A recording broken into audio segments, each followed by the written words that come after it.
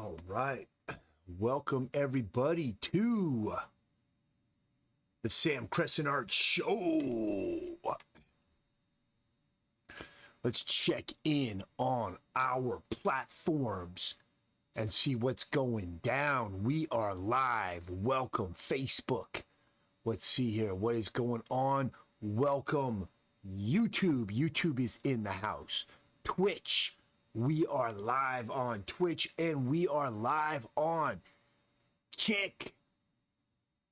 But Kick is saying that my stream's unstable. Now it's healthy. It's still booting up over on Kick. What's going on, Kick? Let's refresh this thing and we are live. Welcome, Kick. Welcome, everybody. Welcome, welcome. And if I haven't welcomed you yet, I will welcome you now. Let's switch to screen capture mode. We're an application. We're gonna go to display. What the heck? Cintiq. All right. This is what we want. This is where we are. Bridgman studies, hand studies. Let's get going with the hand studies. Oh, I got to get the chat opened or I will never know if anybody tries to talk to me. Let's open up the social stream and we'll hit our social stream ninja dashboard. Audio's on, that way I'll be alerted if anybody excuse me.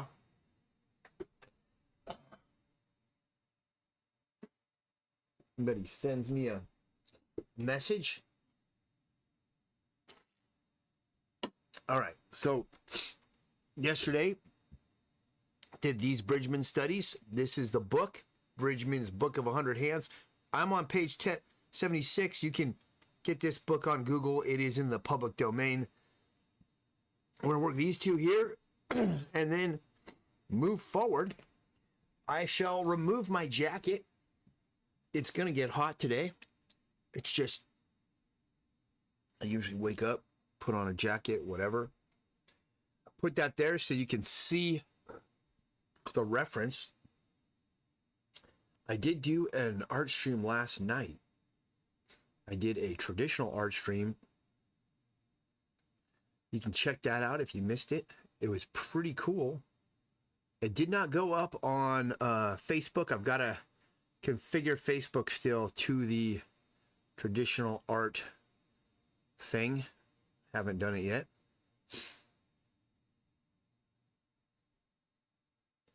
All right, let's get that trajectory in. I think we've got it. And get this thing made. There's a lot on the docket today. And looking forward to tackling all today's objectives, problems, goals. I plan to get a couple of, I do plan on doing another stream probably shortly after because I need to get 4 more monster hats done. And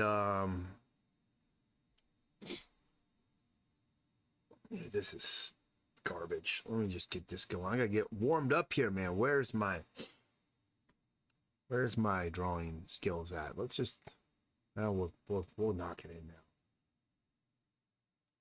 Whoop it up here, and then it's kind of angular triangle type thumb that I made way too big. Man, where are my skills at right now? I've got to find them. I got to get warmed up.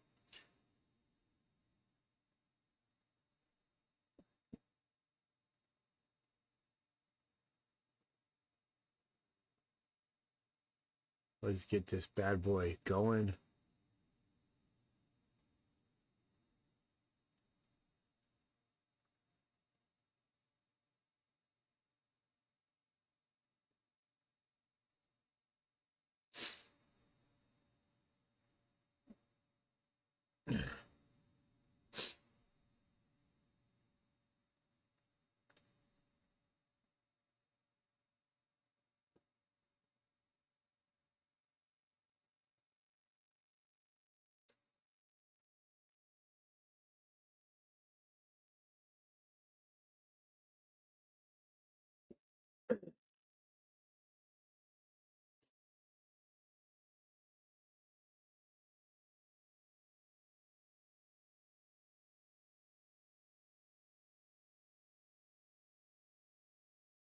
There we go.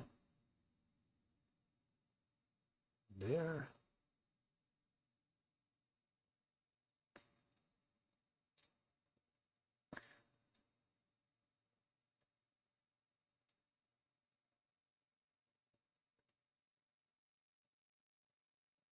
It's coming together now. It's one of those things where you just got to keep trusting your process.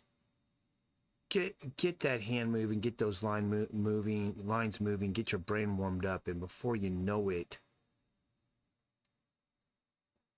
things will start working again.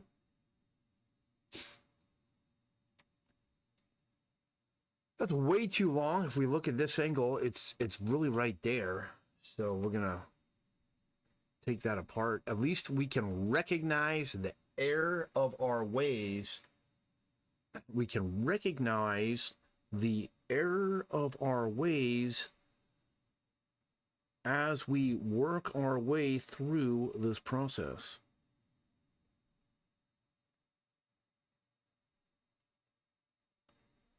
I want you to think about the questions that you ask me.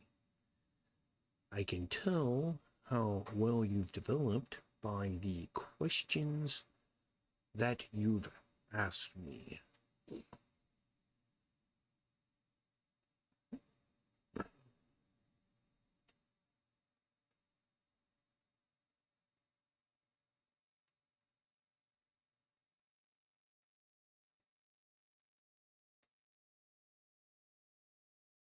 There we go. That's okay. There's a few things that I don't like. See if I can break this thumb down here. I'm gonna try to break this thumb down here and get it a little bit more accurate as to what Bridgman was doing with it.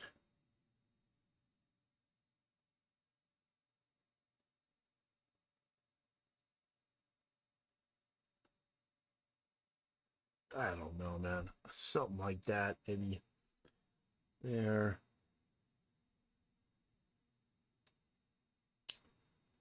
There. Let's just get this bad boy going.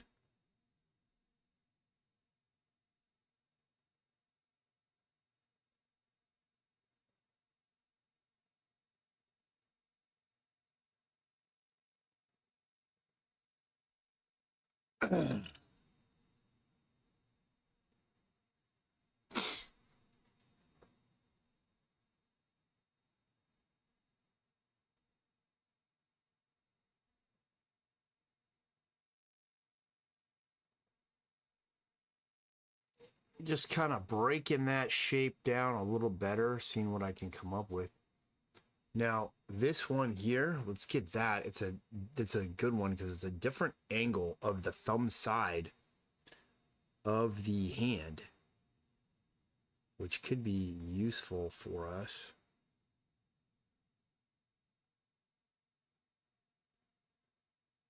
I think that's going to be my trajectory of where I'm going with it.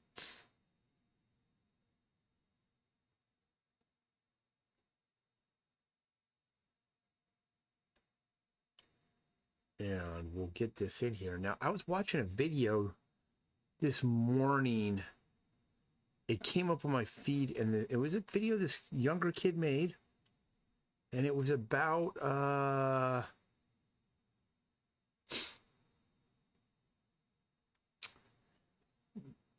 he showed a bunch of legends, illustration legends. Jim Lee, Greg Capullo, Jim, what's his name? Jim Cunningham. Elnigger1 says, hey, what's up? Not much, just getting things going today. A little bit late, get my stream up, but working some Bridgman hands to get warmed up here. You can see on this side is the reference. The other side's my drawings of what I'm looking at.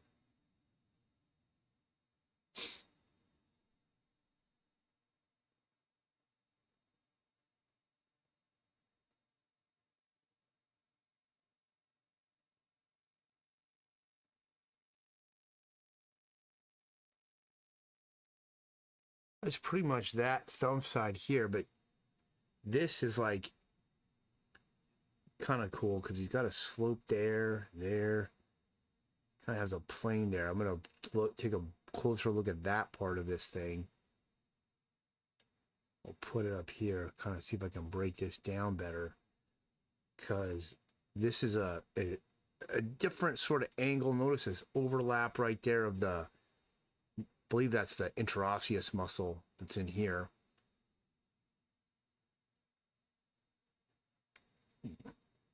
And pulling this in here, making it much larger.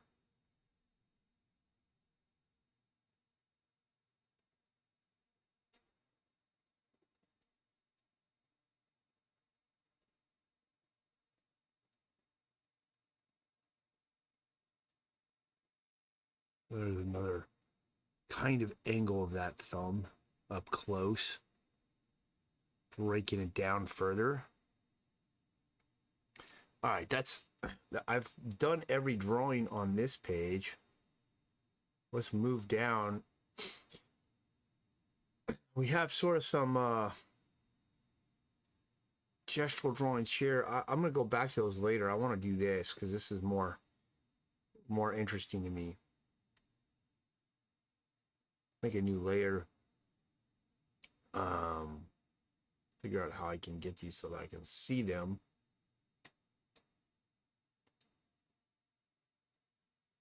Where are we at here? Okay, so I was watching this kid's video. I say as a kid, I don't know how old this guy was. He was younger than me though, but he was not a kid. He was an adult, most likely. And he's talking about a bunch of illustration legends and how these guys, he's pulling up interviews where these guys talked about how long their hours were, how long they worked. And it was all like 12 to 16 hour days. And he was trying to dispel, he believed that it was a myth that it requires that much time per day to get to their level. Now, the thing is that one of them was Jim Lee and the other one was Greg Capullo, who both said that they do 12 to 16 hour days. Now, I don't know if those guys actually, I don't think those guys actually work that many hours every day all year. Like, they absolutely don't. But they're both comic book guys. And to finish a comic book page to the level of detail that those guys do can very well take 12 to 16 hours for sure. So it's not surprising. I don't believe they're necessarily working that long because the love of it. I mean, obviously they love it, but you know, the obsession, the passion, but because of the fact that it's just like, that's really what's required if you, because I've done comics, so I know that's what's required to do if you want to finish a comic book on a timely deadline. I mean, it's an insane amount of work that very few people that haven't ever tried to do one, they don't understand. They wouldn't know. But it's a lot. And that's why I believe those guys have such long, work days. I tend to do 3 to 6 hours a day. And really, I run my own business. So I honestly, the reality is if you're going to run your own art business, which is what I do, you can't just draw, illustrate, and make stuff for 12 to 16 hours a day. You have to actually spend time working in and on your business every day. And And if you don't, your business isn't going to work out. So maybe I'll give you some examples of stuff that you have to do if you're working your own business. So let's say you're making stuff. Maybe you're making t-shirts. Maybe you're making patches. Maybe you're making comic books. Well, one is you've got to come up with a system through which you can advertise and promote the work you're doing. And that could be live streaming, which is a good one because you can actually do your drawing. But if you just live stream and do nothing else, no one's going to see it. I mean, a few people will see your live stream. Like, I've been doing these, this is the 65th one, I think. And the streams get viewed by like 4 or 5 people. But if you clip your stream and make like little clips out of it that you can share, you know, on Reels and Shorts and TikTok and all that, I get about 100,000 views. Well, I don't know. I have to look. It's like 100,000 a month, at least minimum. Maybe like 30,000 a week. You know, so tons more people see the work that I'm doing. But that's an example where clipping and scheduling all those videos, that takes some time. You've got to set aside some hours to get that done every week. That's a really cool hand. There's a lot of things happening in this hand that I even missed. This muscle here, that's that interosseous thumb muscle. It's just super rendered out, super detailed. You can see this is probably be the pollicis longus right there. And then you also have a pollicis brevis, which are the two major right here. These tendons there, the major movers of the thumb. You should know these tendons because if you're going to draw a hand and you want to make it look like it's got tension on it, it's grabbing something, punching something, whatever, action shot, and you know where those tendons are, you can drop them in and to emphasize tension. And same thing with blood vessels. If you know the veins of the hand and how they work, I can show that too, as I've done that information on those live streams, gone over it, and I'll continue to go over it. It's another one. But I just decided to do all the Bridgman hands. I just wanted to kind of bring the level of my hand drawing up further. It was looks like I just lost eBay, or it looks like I just lost YouTube somehow. So I don't know what happened there, but it's gone. See if we're still up on any of the other platforms. Okay, it looks like YouTube's back. So it seems my streams maybe a little bit maybe it's a little bit unstable. Could be my internet. I think I've got enough of a trajectory. This is still wrong. It's a lot more mass here. I mean, it's like that. That's what we're dealing with. So let's get this in. We've got 3 masses. We've got this big mass here. Now we can bifurcate it down to the mass of this thumb here. And we've got this one here. And then we've got this ramp.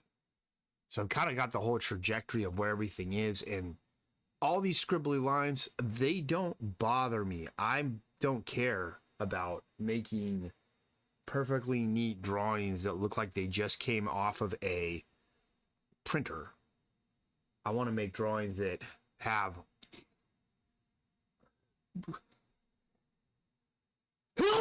excuse me, have some you know, something going on there, some human element to it. I respect those guys that can do that, and I know it's possible to do with the right kind of training, but I don't really see it as a huge advantage. I don't think they're really... So a lot of the guys that just go, they call it drawing straight in, where There's no gesture. There's no layout, no structure underneath. It's just that's all projected with your mind, and you just go in and draw. I have not seen any evidence that those guys are faster or any more prolific than someone who does a gestural drawing or an underdrawing. I don't think they are. And I mean, the guys that are the fastest are the guys that are abstract cartoonists. So Sergio Aragones, he's the fastest. None of those guys are as fast or as prolific as Sergio. Now Sergio, he kind of does draw straight in, but it's so abstracted. Everything is so simplified. That's why he can do it so quickly. And you're not seeing Sergio Aragones do complex things. Now, Sergio Aragones is, in my opinion, probably one of the greatest cartoonists. I think he's the greatest cartoonist alive. And one of the greatest that's ever even been alive in my lifetime. Because if you look at the way that guy draws, like an elephant, for example, you can watch a video where he draws an elephant. He understands his elephant is simple, and you could do it out of your head, and you're like, well, I could draw that elephant. You probably could. The genius, though, with him is how he came up with that drawing of that elephant. He understands what an elephant looks like, and then he was able to take that understanding and abstract it and simplify it into this cartoon that he can draw quickly, simply, and it's instantly recognized as an elephant. And that's an amazing ability. And that's kind of where I think after I do these hands, I kind of want to go there. I kind of even want to get that with my hands. Like if you could get a couple of, we understand now the structure, the anatomy, all the complexity that's going on with the hand. Now, what I want to go after that is how can I simplify it so that we can communicate a hand as quickly as possible in as few lines as necessary. And then from there, as an artist, you have the ability and the choice to drop in that hand that looks like the hand of a cartoon caricature abstraction of what's really in real life, or you can continue to render it out and develop it into something that looks complex and realistic and has all the different anatomical features and everything else in it. This is what I love about being an artist and drawing and dedicating my life to this type of work, is it's never not interesting to me. I never get bored. I've always something more that I can learn, develop, study, and do. And it's the greatest. I love it. I try to explain this to people that they don't, that I actually truly love being alive and participating in this world. And it's interesting because there's a lot of people suffering, and there's a lot of people that struggle every day with their life.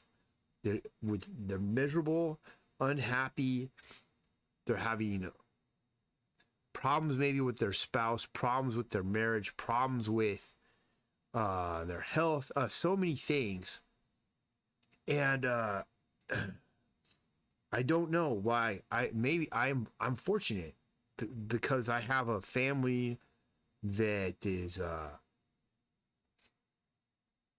that's very special, and we all love each other and get along, and my children and everybody.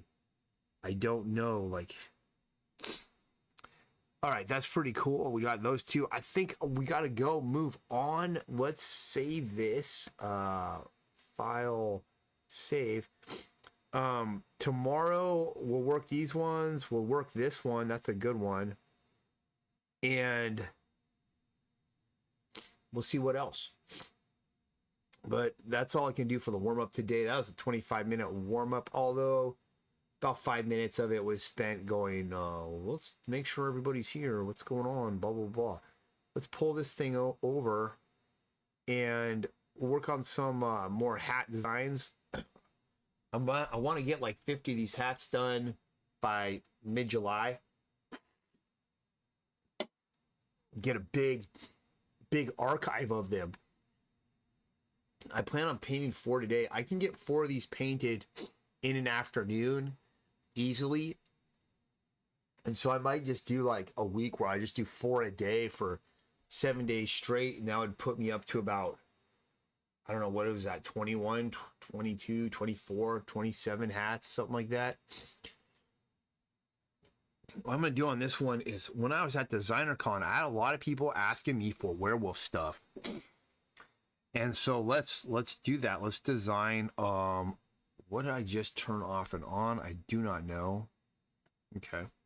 Let's design a werewolf hat. And my process for these hats is I scribble them out here first, so that I'm not just making it up on the foam and then wrecking a hat. So I'm gonna kind of scribble it out here, and then from there, once it's scribbled out, I can just look at what I scribbled and draw it onto the hat freehand, no problem. I don't need to use any kind of transfer paper or tracing or anything like that. These aren't hard to draw, but I just give myself this little bit of a safety net here, so that I can just let things loose, let things fly, not worry about it too much. And we kind of want to get this guy here.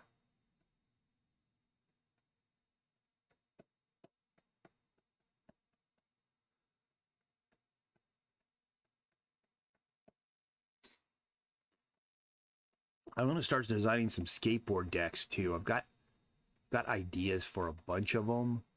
I need to make a body of them, like a body of work of them, not just like one design or two. They've got to be a bunch. And I'm going to do a bunch of monsters, my take on monsters. I want to do Night of the Living Dead. And then I want to do some Guerrilla Warriors. Some Sasquatch, Bigfoot, Yeti stuff. There's a bunch of things that that I want to do with the skateboard decks. So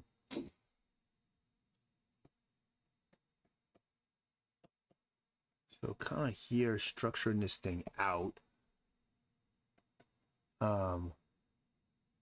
Amaji says, tired of streaming to zero? Let's change that only at streampromotion.ru stream promotion bot. All right. Apologize for that, guys. We have a little bot attack right there. That's okay. Yeah, this is kind of like the werewolf I'm going to go with for now. Let's just tie this down a little bit now. We got something pretty cool happening on here. Nose shape right there. And nose shape right there.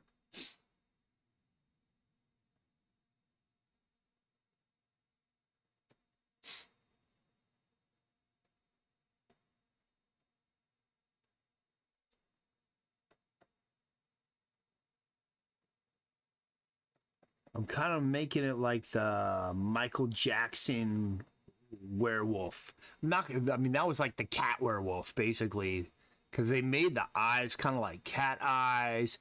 He had like whiskers and stuff. I'm not going to go that far. I mean, it's supposed to be a dog. So, but that werewolf design, there was a lot of cool elements to it. The Michael Jackson werewolf design from Thriller. I freaking watched Thriller like you wouldn't believe when I was a kid. I loved it. I think I was like 10, and I had it videotaped. Like I videotaped it off of TV, and I would watch it over and over and over again. I was just talking about that with one of my buddies at DesignerCon. He brought this, my friend Aaron brought this dude by my booth that owns a video store called, I think, Please Be Kind Rewind. Pretty cool dude. And we were talking about how you'll get people bringing you in stuff that they recorded, VHS, they recorded off television. And the beauty of that is that you've got all the commercials and stuff of that time there. that you can go back and see, you know, remember and stuff, things that completely forgot about. I had somewhere, I had a copy, I wish I could find it, of Ewoks in the Battle for Endor recorded. But what was interesting is, like, in the commercial breaks, it was like presented by, I think it was McDonald's or something.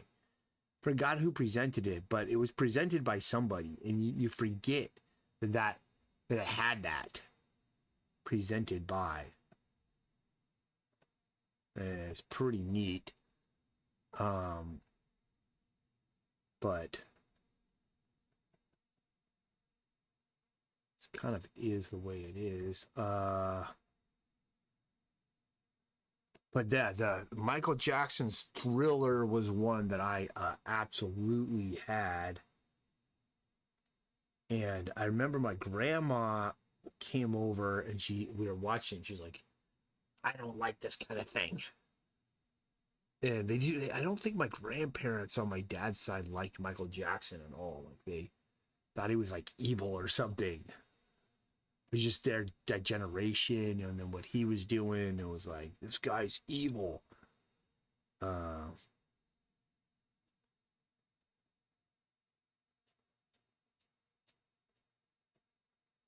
But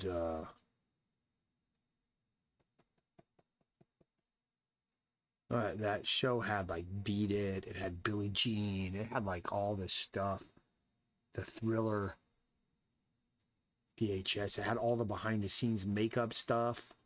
I mean, I found all of that to be like vastly interesting, vastly fascinating when I was a kid, when I was younger, and see like the like put these like plaster molds on these people's faces and stuff, and then you see them like how they're doing these zombie dances and everything that they came up with, like a zombie dance. I mean, it's so cool, man. And then just like the group dance where they're like all like charging down the street with like Michael Jackson's like the leader of the zombies, and then all the other zombies are behind him, like following his lead. It was so sick, dude. It was so sick. You don't think anything of it now because we've seen that, but back then, man, I never saw anything like that before. Well, at some point, maybe I'll do a Michael Jackson style zombie hat too. I think that's got to happen. But there we go. There's one right there. That's pretty cool. Maybe we'll do one more. Let's see here. Let's do one more here. Where'd I go? I gotta pan this. Where's my thingy? Here it is. Oops, I'm on the wrong place. All right. Do one more right here. Make some more progress. No, I feel like now I wish I could like listen to Michael Jackson, but I can't. It's copyrighted music. It's not stream friendly. And I got to get to making my stream music. I got a bunch of stuff that I can put on, but this one's kind of down.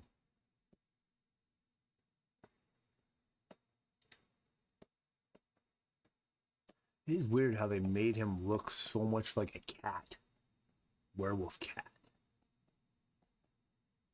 and not really like a dog.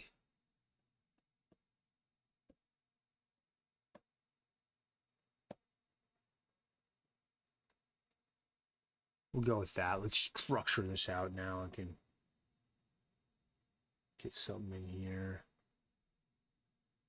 Some nostril action.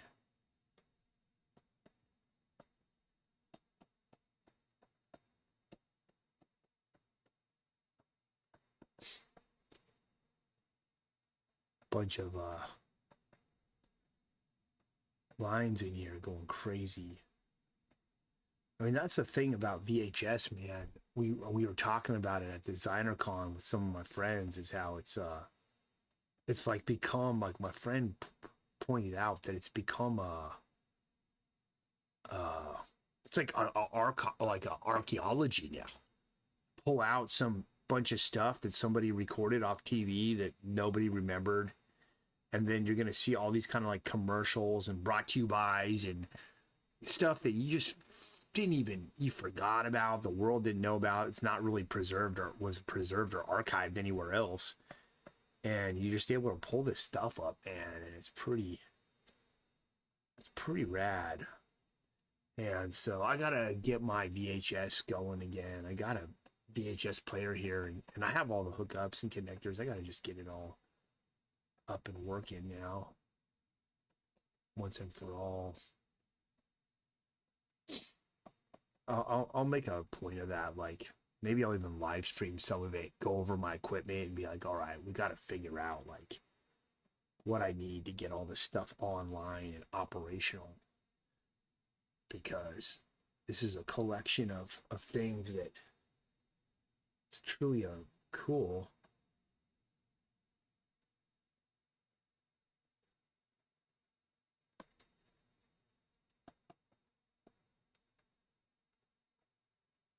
What I'm going to do here is let's just move this up to the top a little bit, because we got dimensionality to this hat, and it actually turns back, so I'm able to draw the tops of the heads of these things when I do these.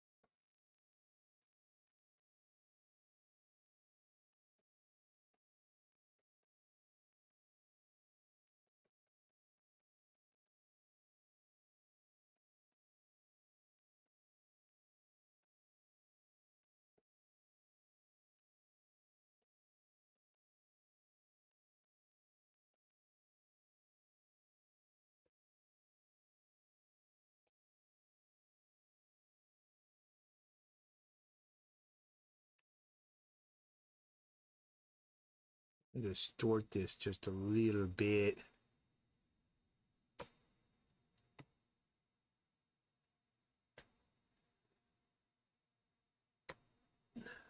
What happened? All right, here we are.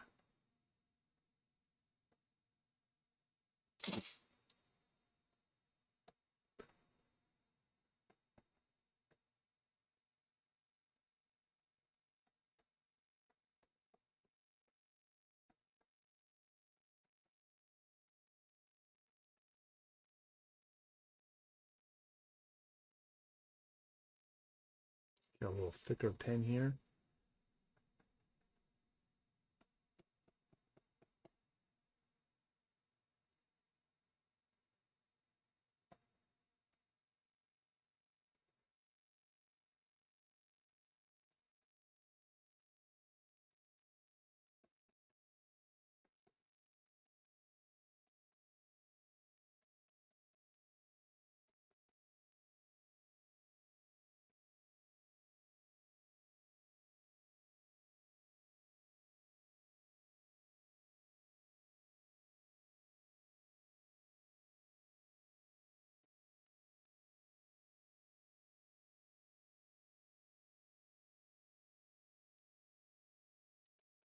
That's pretty cool there.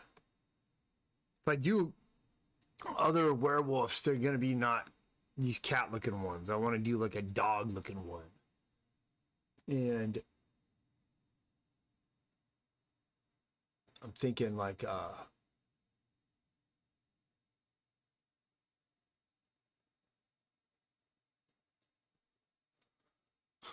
let's do one more just for the fun of it. And then I gotta move on to coloring. Um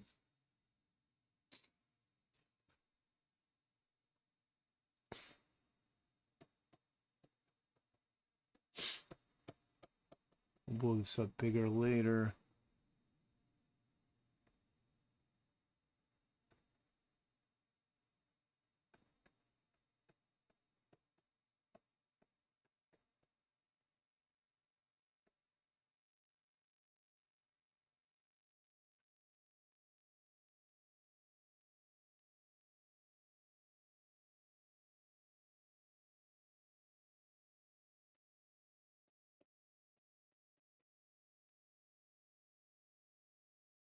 Maybe this doesn't look like a dog. But it's okay. We've got a good trajectory, and we want to do like 50 of these hats, so I'm just gonna keep going with them.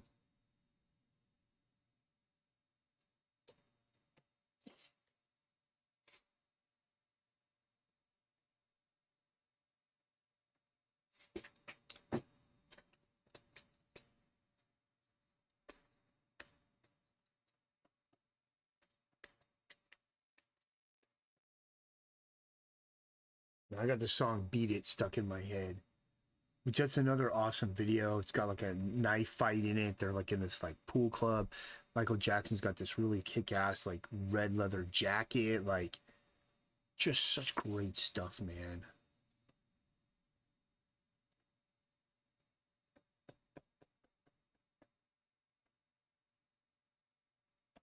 I had this one teacher and he said like whenever you're doing hair, just draw the haircut. And I thought that's really good advice. That would be something I could practice as well. Draw the haircut. Whenever you're doing hair, just try and draw the haircut.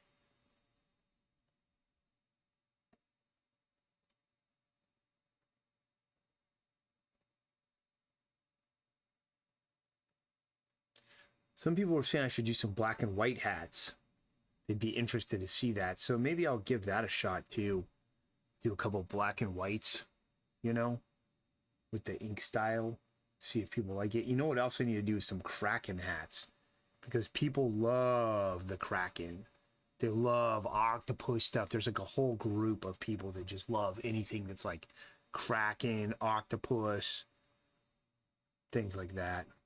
So many things I can do, man. Just goes on forever. So it's like whatever your thing is, I've got a custom airbrush hat of like your favorite thing that's so rad that the person's just not going to be able to pass on it, and they're going to be like, I've got to buy this. That's kind of the way I do it as an artist.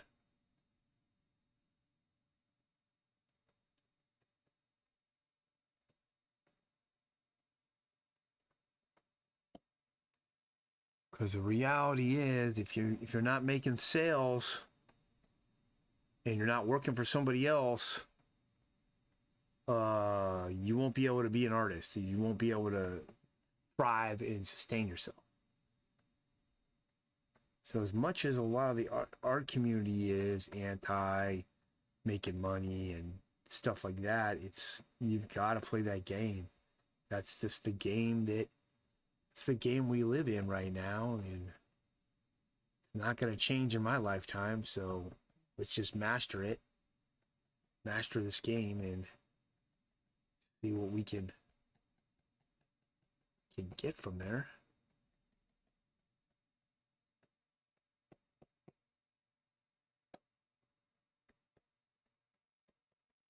All right, that's good enough for that one. Okay, that one, I think this one's actually better because it's not trying to be a Michael Jackson one. It's just being a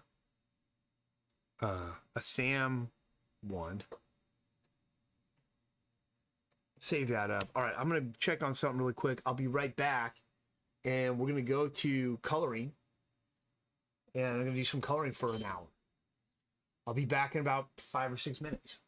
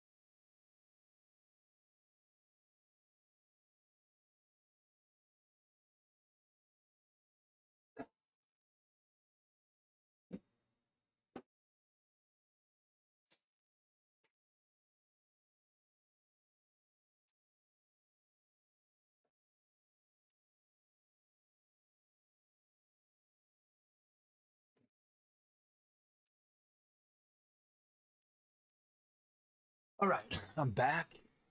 Let's get moving. We're gonna switch to Photoshop. Let me switch to device capture. It's a little bit easier here.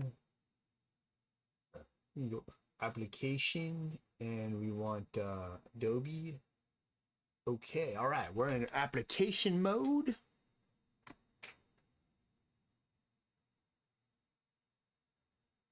It's been saved, and we're on our way to completing some more hats here. Fun.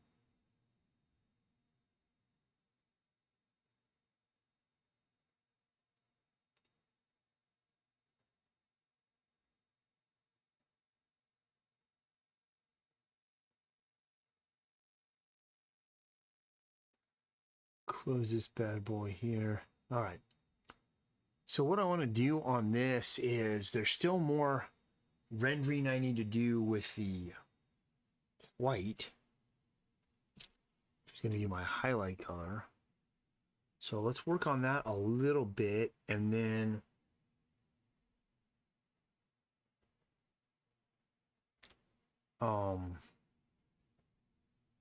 there's some stuff I don't like that I don't want. I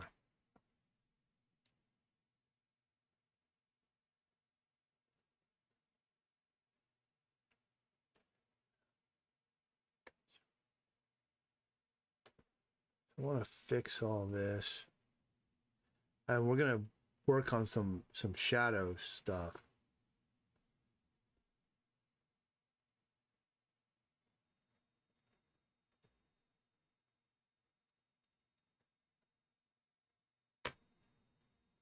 What is this, man? Eraser.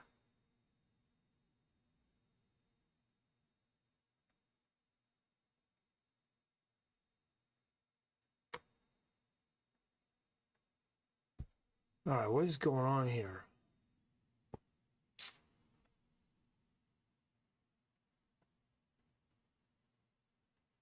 Somehow I locked this up. What the fucking hell?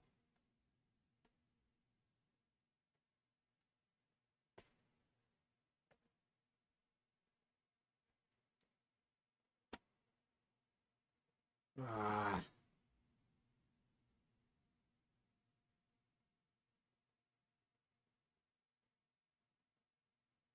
I don't know what happened here, but I don't want it like this. Escape. I just quit this here.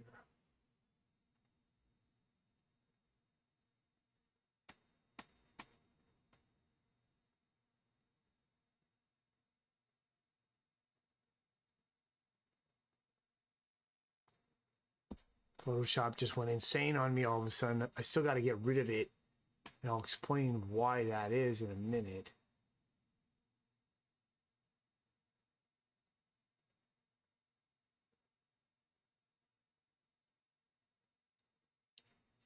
I made a hard cut of August 1st to get rid of Photoshop, and I'll explain why. There's a new law they passed in California now where they're going to tax software. So if you have a software that you have a subscription to, let me see how high the tax is when it goes into place. So it's California software tax.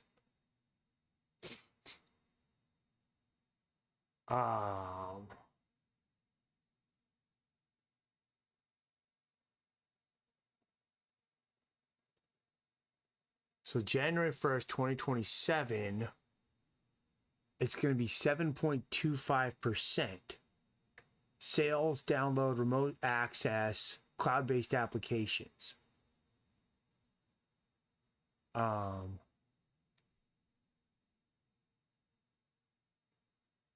let's see, does it include Adobe?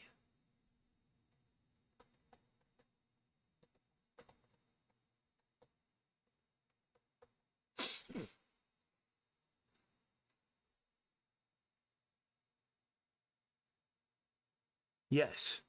So Adobe, all the Adobe products, you will be taxed an additional, wow, 7.25% to 10.75% for a standard Creative Cloud application subscription. So that's an extra $4.35 to $9.60 per month, which you think, well, $4 isn't that much per month. End of the year, you're talking about over $40 that you're spending on this software tax. And if the tax is $9.60, now we're talking about you're talking about well over $100 a year now. Gone. You're getting nothing more for it. The software is the same. You're gonna get nothing more for it, as far as I can see. So the key is get out of Adobe. Get out of all the software. Now, if I have, for example, Clip Studio Paint, which I've already bought, and I'm going to buy all the software I can before this year's over that I know. Eventually it goes obsolete, but you don't have to. It's not an ongoing subscription, it's Clip Studio Paint. So you buy it once, you pay the tax on it, and you're not continuing to pay. And I'm meticulous with my accounting. I watch every penny. And I attribute a lot of my business success to that fact. I learned that from studying Warren Buffett. And so this new software tax that they put in place in California, like before, I guess there wasn't a tax on software. Let me see what the deal was. Was there no tax on software before? I'm looking this up on Google.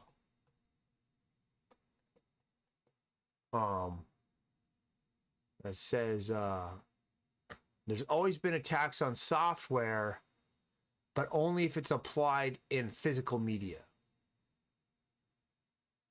So if you bought a CD, a DVD, a USB, and digital was tax exempt.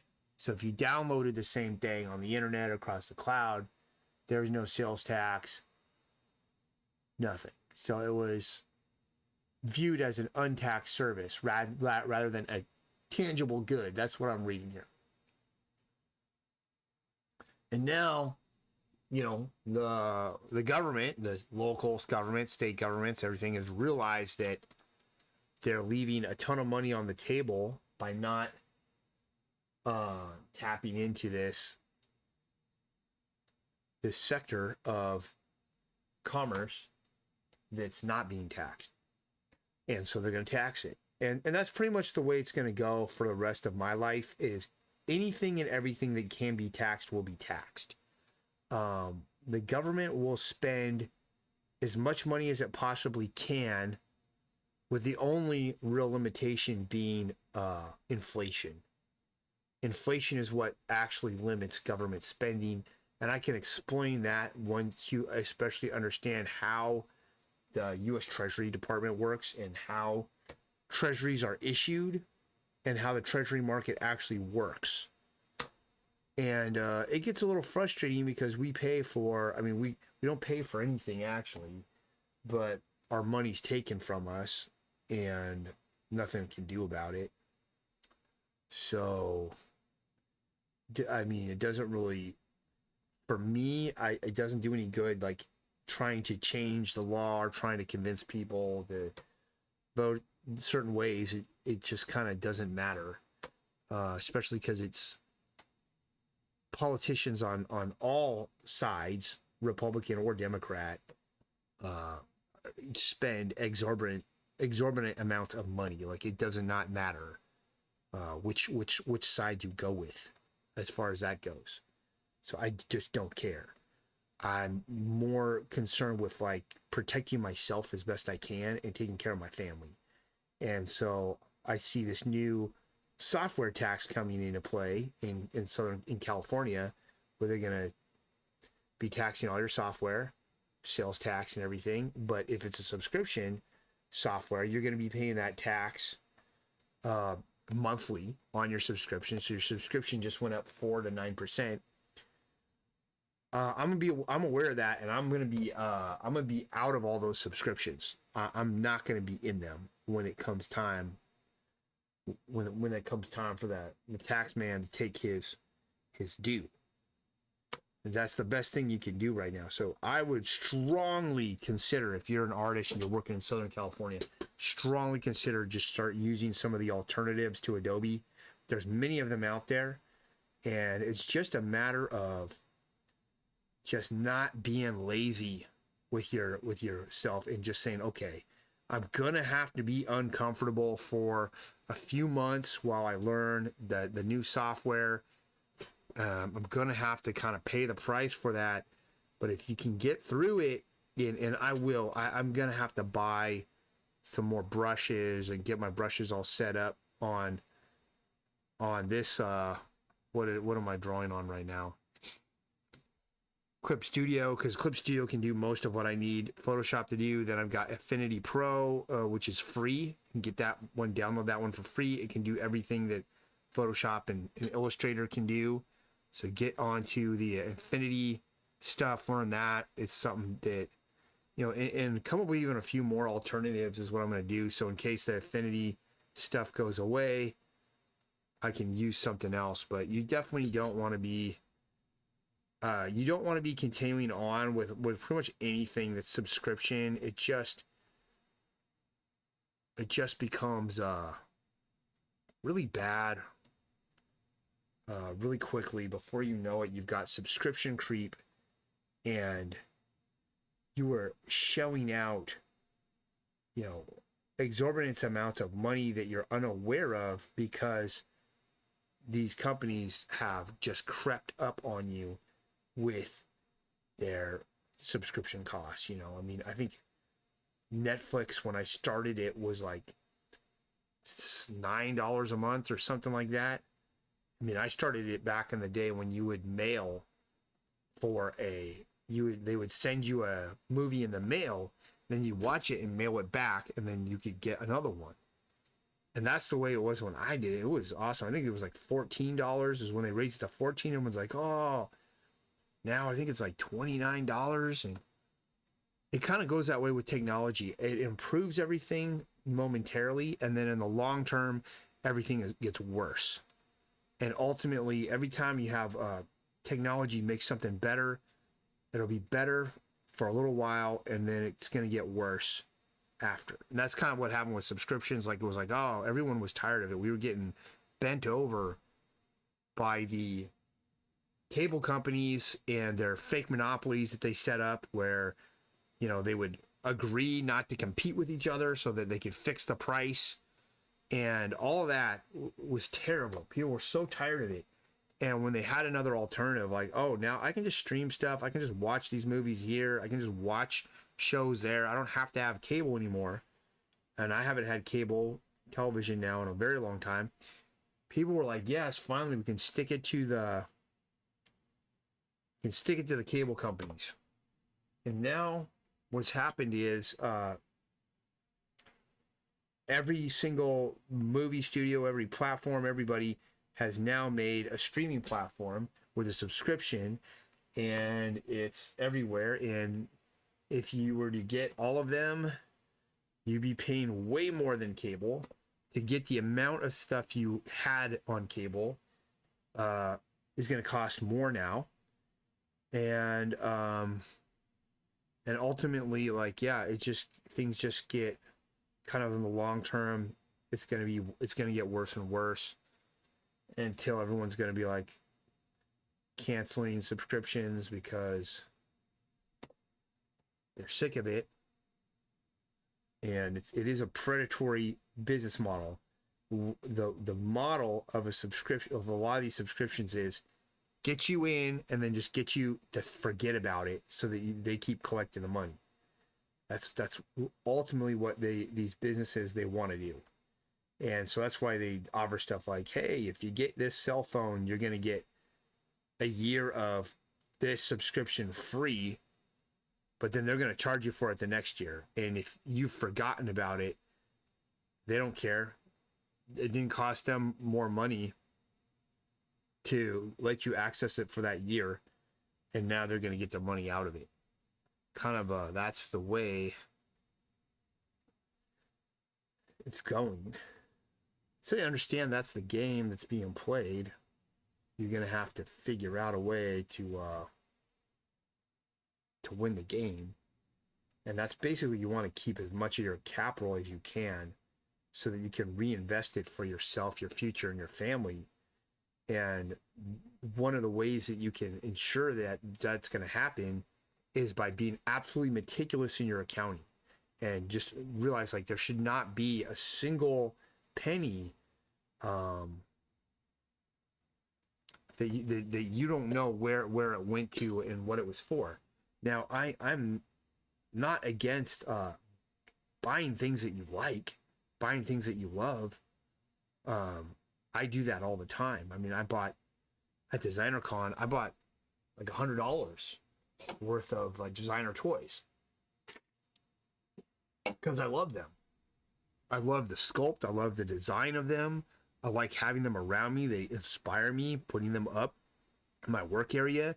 I can look at them for, the sculpt and stuff, for ideas when I'm creating a character or a monster. There might be a specific way that artist, rendered or sculpted the nose or the eyes or something that I'm like, hey, that's pretty cool. I could use that in a drawing.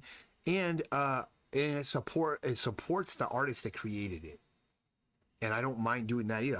I want the people that I like, that I want to support. I don't care like if Adobe gets my money. I don't really, want that. But some dude that's making his own like resin cast figures himself, or just doing the sculpts himself and then sending them out and getting them manufactured somewhere, but just so we can have something like that, I do want to support that, man. That's the kind of stuff where I feel positive. I feel good about letting my money go there.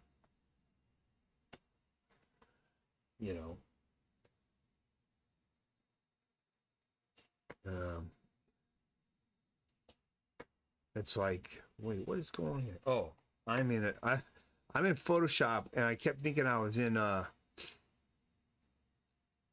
forgot that I was not in Clip Studio, so I started hitting the wrong hotkeys, because they're different in the two softwares.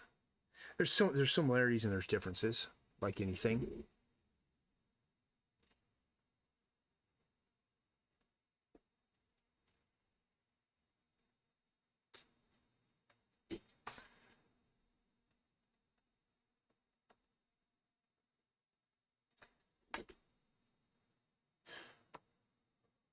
All right, let's see what we got going on here. Will there ever be a time where California is so unaffordable I won't be able to live here anymore? No, I don't think so. I think that I can figure it out. And I may not be able to live in San Diego, which I'm fine with. I live here because it's where my family is. It's where I was born and raised. It's where my ancestral home's at. It's where all my people are. But I have no, thing about San Diego that it's, as far as the community, I don't care about it. It's never been a community that I felt has been really strongly supportive of me, to be honest, or ever really gotten behind me. Whereas there's other communities like up in Pasadena, where I feel like that's really, I feel like I've been really embraced there. Now Pasadena is going to be, just as expensive or more than San Diego, so that's going to be out of my reach too. But I don't mind going out to the desert. I don't mind going out to someplace more remote. Being out there, it's not a problem for me. That's what I'll do, and I'll still be able to be in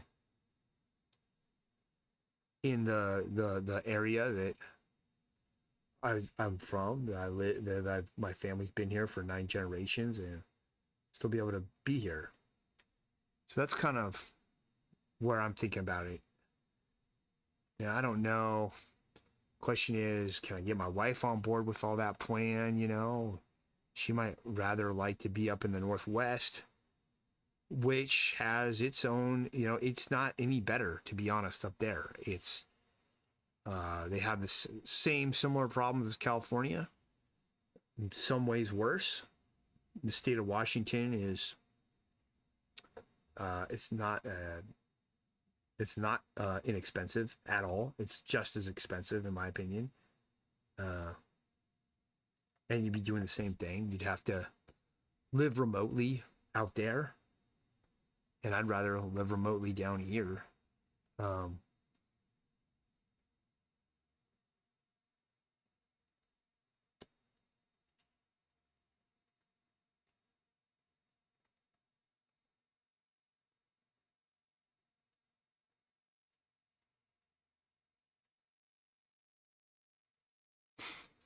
I think we're pretty much done with all the white rendering. There's a few areas that I want to kind of work over a little bit better.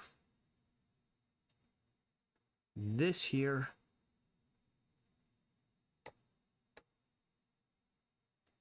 It's just like, it was just like a big mass, and I didn't like that. It's not consistent with the logic that's going on everywhere else on this piece.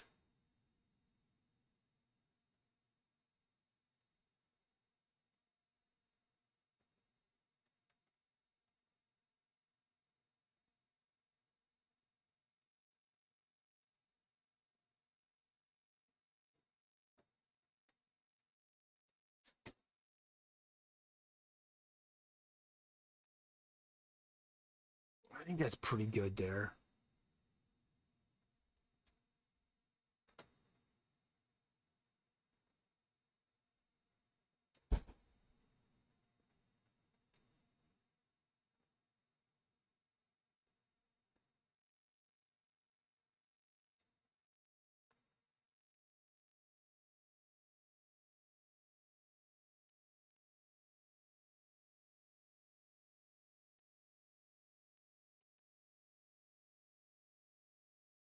New.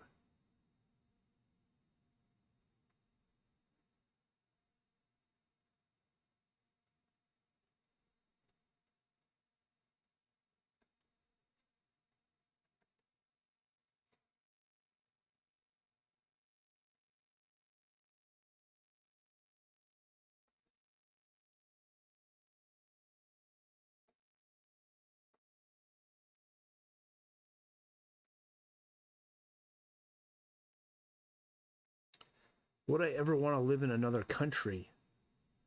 I don't know. I love Italy. It's actually much more affordable than America. Um, the food's better and less expensive.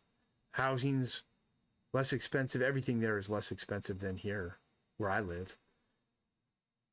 But the question is, you know, how would I be able to set up my business and everything so that I could still earn a living there? I have no idea, man. I don't know. That'd be a whole nother ball of wax to try and figure out. I wouldn't know though. I'd have to learn the local language.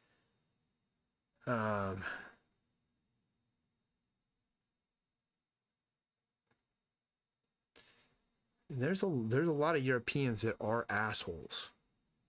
The reason I say that is there's kind of this mentality of, give me an example. Let's say you're walking down the street in Italy. It's a lot of shared streets are old. These are streets that are hundreds and hundreds of years old. They were made for walking. Now they're accommodating cars, bicycles, vehicles, all kinds of things. So there's a lack of space. And the mentality, and this is not just in Italy, this is in many places in Europe. The mentality is, get the F out of my way. And I've seen cyclists, motorists, they're just going to run you over. They'll just walk right through you, try to walk in you. Nobody's courteous. Nobody's going to be like, oh, be nice, make sure, just let somebody else go first. No, it's like, I'm going first. I'm taking my space and that's it. That's kind of the mentality there. That's why I say sometimes I say like Europeans are kind of assholes, because they are. It's no offense if you're European, but you're probably an asshole. No, I'm kidding. I'm partially kidding, but I'm also not.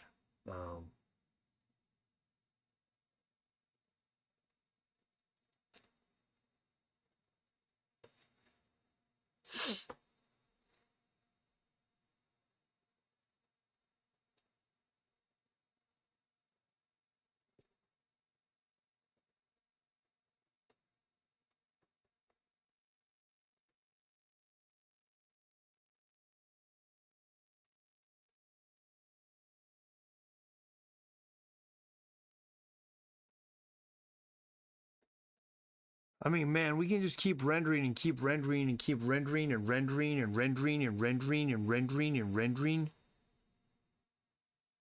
This is reflected light here, and I'll have to diminish it, but I want it. I want it in there.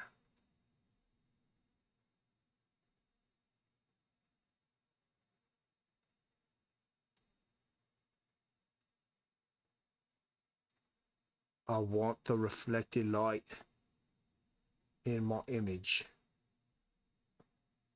I don't know what freaking accent that was supposed to be. I apologize for subjecting you to that. All right. That's looking pretty cool. I'm pretty down with this. It's making me happy here.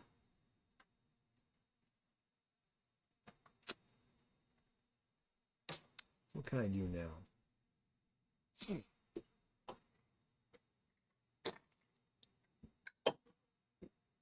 Tell you what, we're gonna start doing some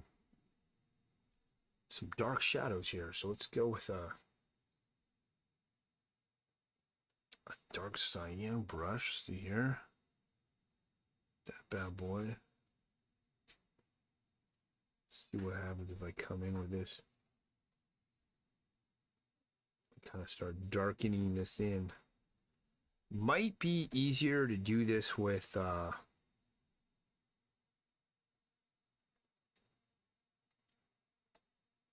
and let's come in with a darker magenta.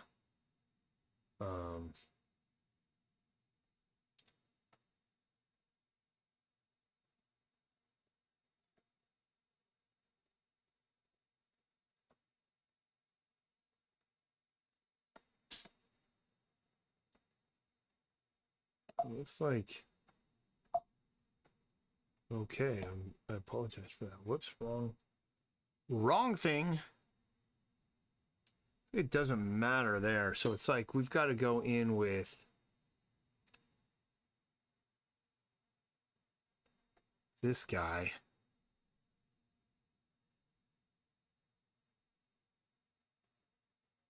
And I'm almost thinking I should just render this with a multiply layer or something. And then I can select it and fill it with the color, because it's looking like that's what's going to be. So we'll do that.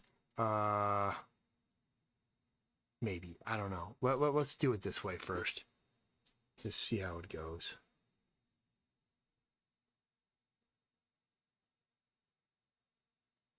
We're going to get the inside of here.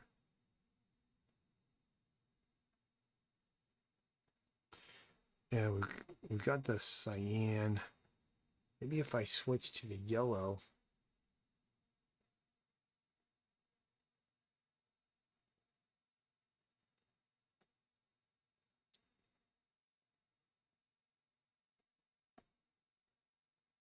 I'm going to do that. And if I switch to the cyan.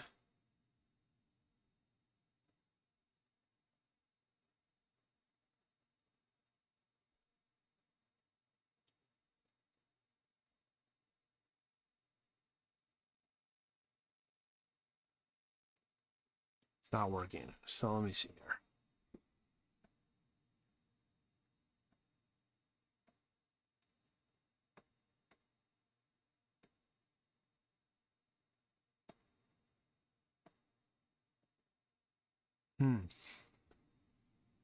Okay, so we don't want that.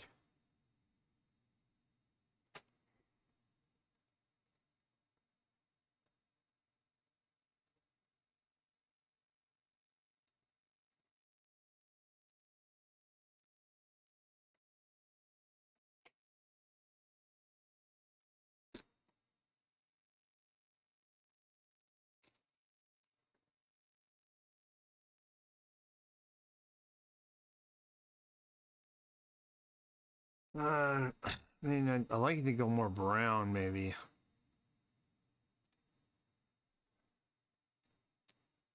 This is not working. So, we can do all that.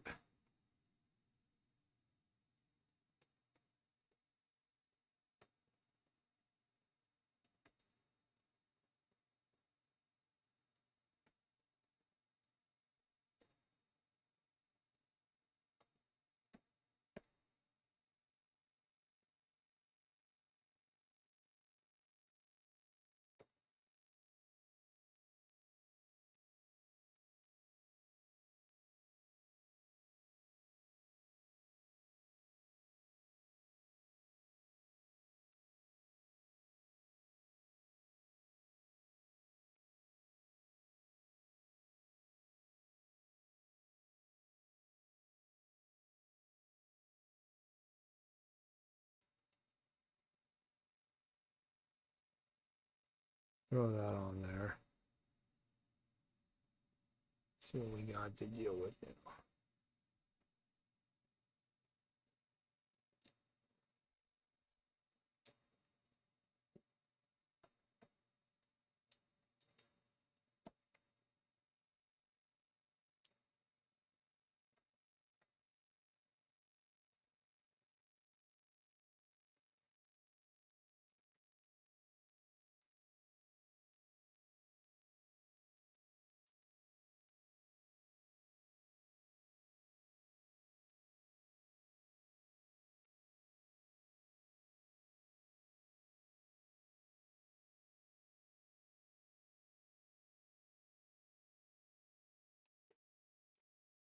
Let's see what happens if I go with just makes it blue. We go with the yellow.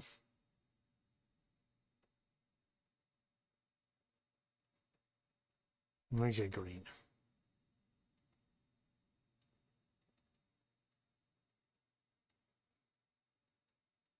Problem is, we're just not seeing.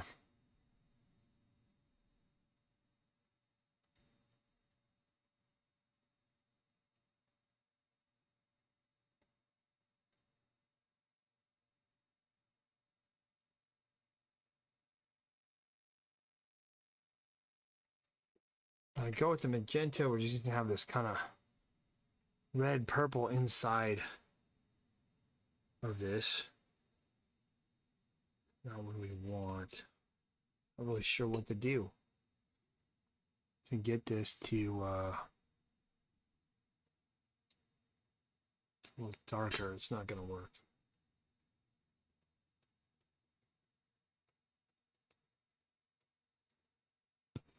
Turn off the line art. Yeah, it kind of helps a little bit. So, for the cyan.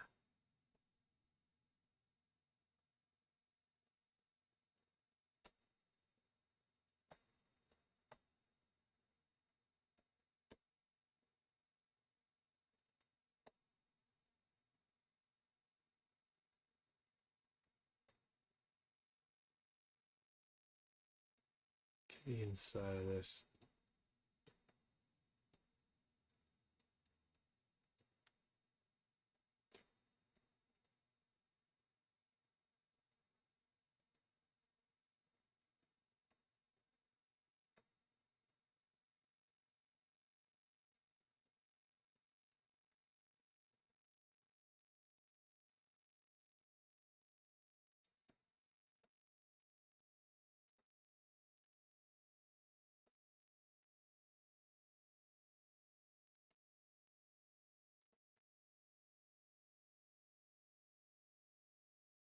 And so all this highlight stuff will be integrated into the piece.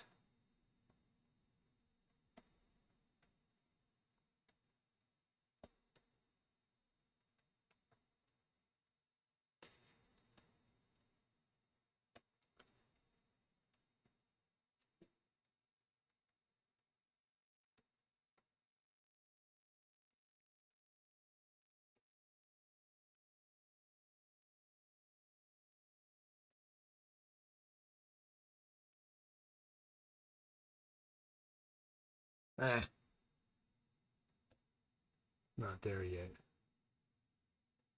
With that, we're not there yet. Okay, so I think we're getting pretty close here.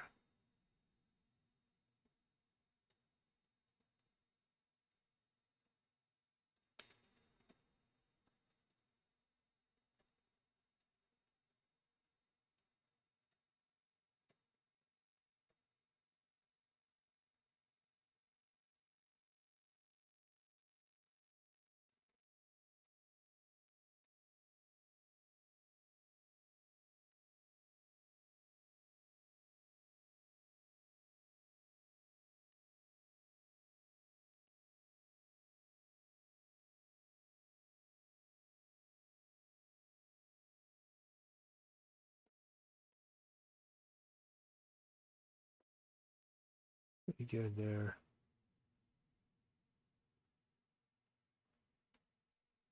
A little bit much. Let's go to this guy.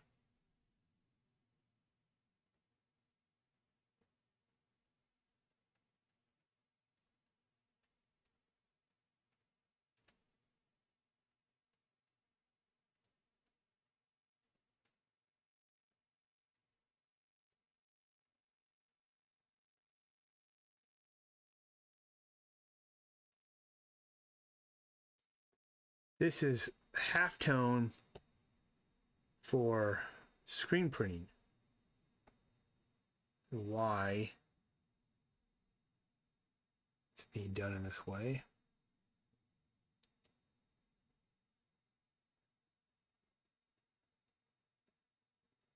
It's a little much.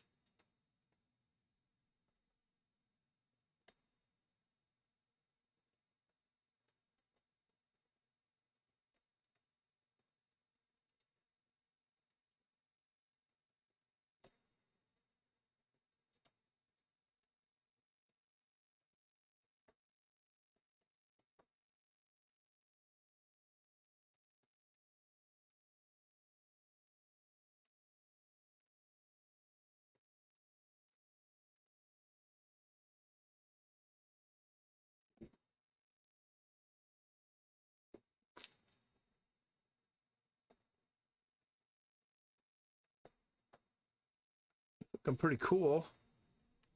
Starting to have some more.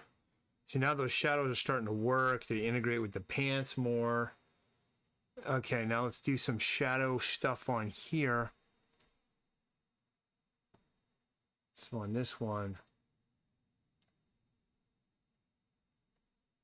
go a little bit in the ruffles and areas on his whatever this is, his collar stuff. Then we'll go to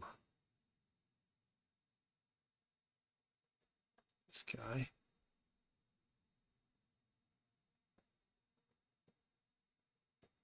Now we just barely put any in.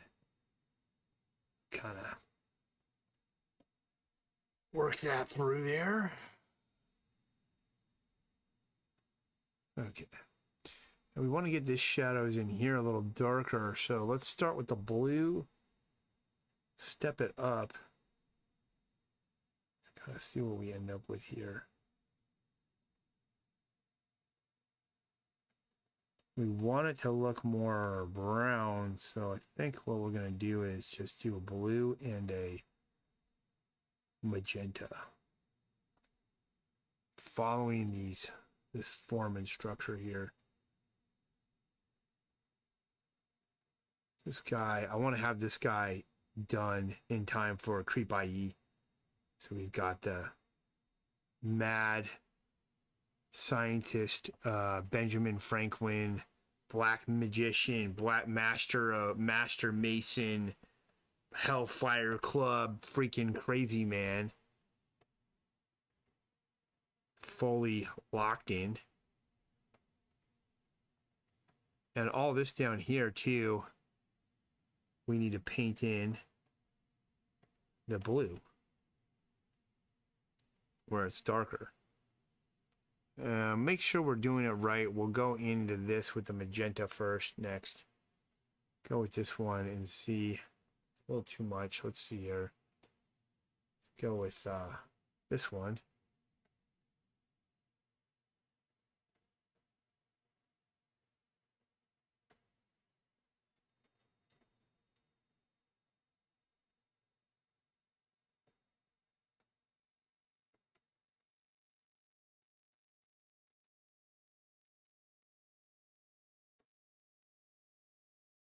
Don't look as brown as I want it to. Let's see what we got here. It's looking kind of purpley, which is fine. We could do purple.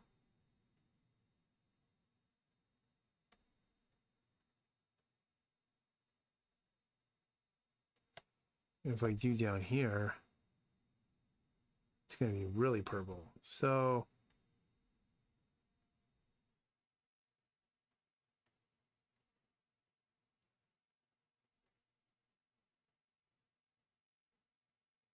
if I do this, it's we already have it. If we go yellow,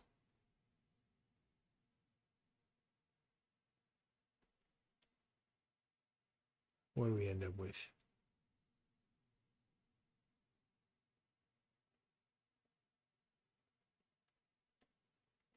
I think we end up with a closer match, perhaps. Hard to tell.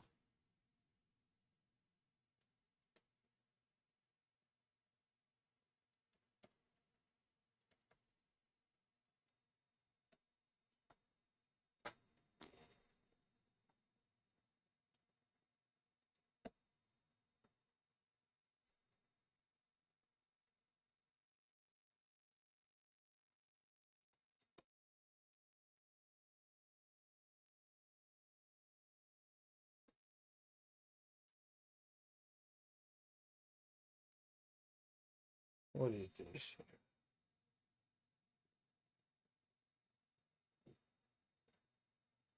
Let me see what I got here. I gotta save this. I'll be right back.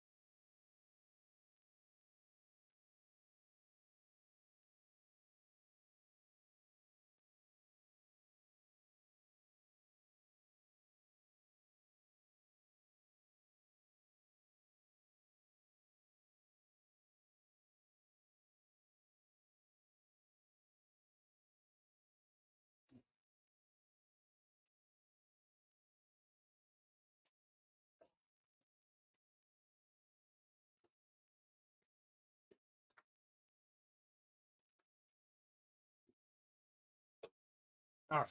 Apologize for that. I'm back. Let's get it going again.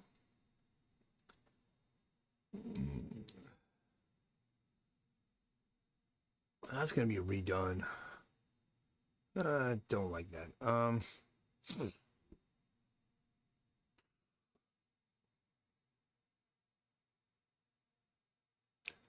gosh, it's just kind of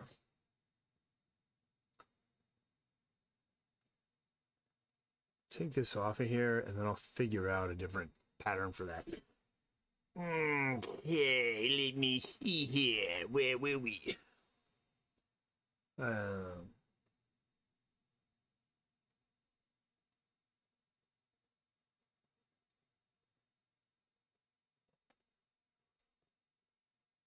is this thing?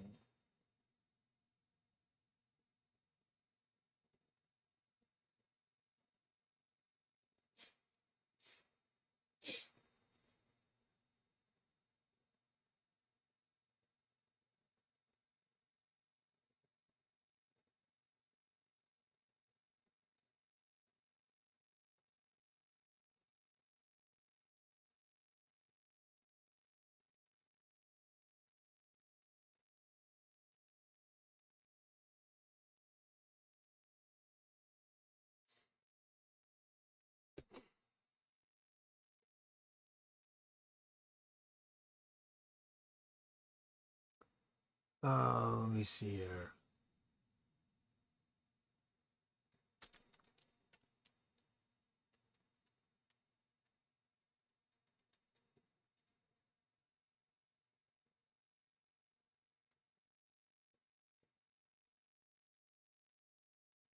Let me see what I can do here.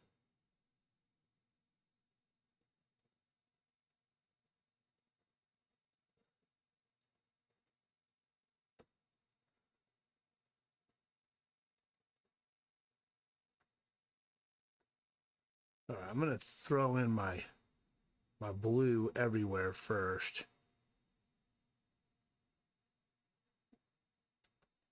On these bricks.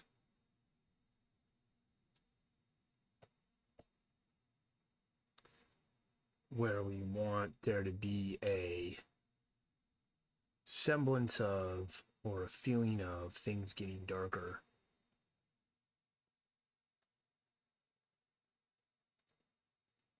Let me see here. Another thing I can do is use lines, which I haven't thought of.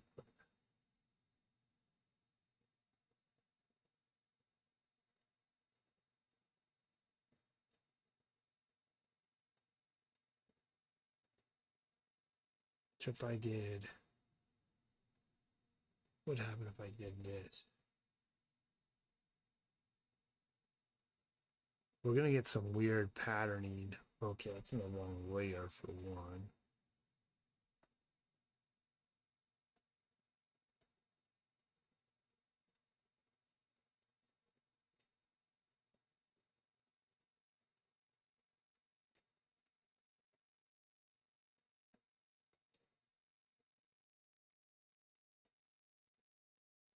Actually doesn't do anything.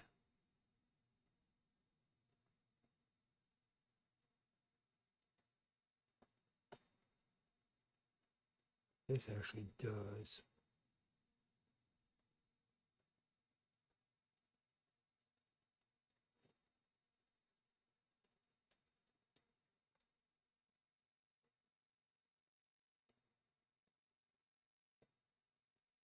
That actually does darken it. Let's see.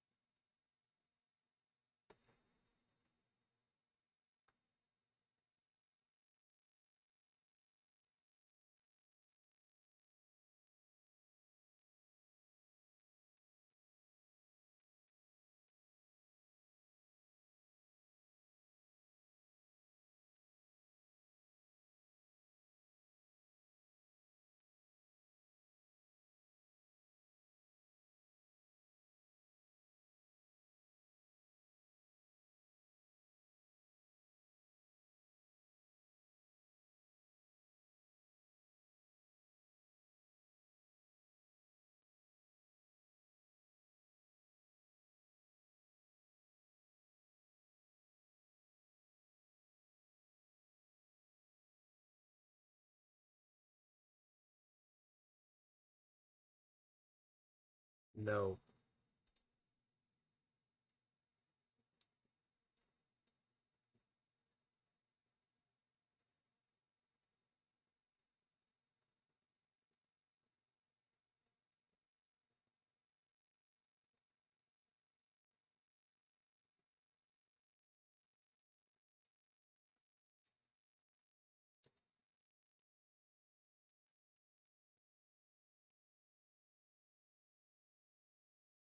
'16 by 20.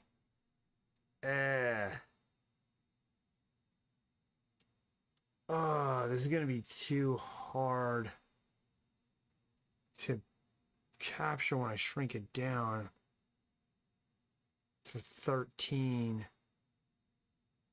by 19. 16 by 20. Yeah. I have to shrink this down substantially.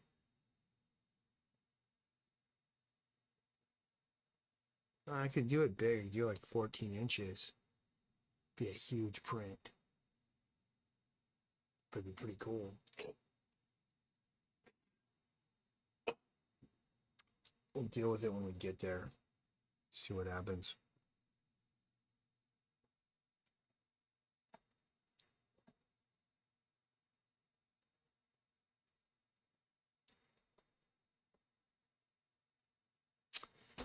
All right, where was we?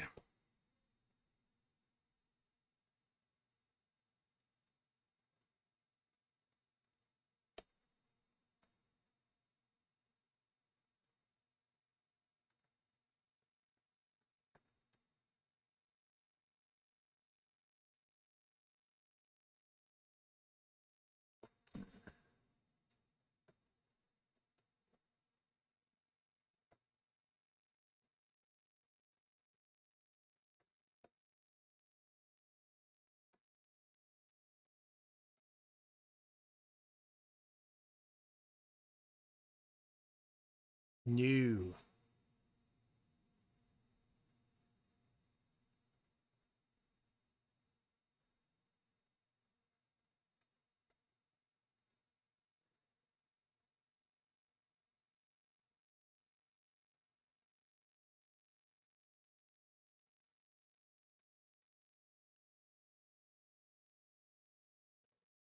Oh, there's a lot of hard stuff to get done.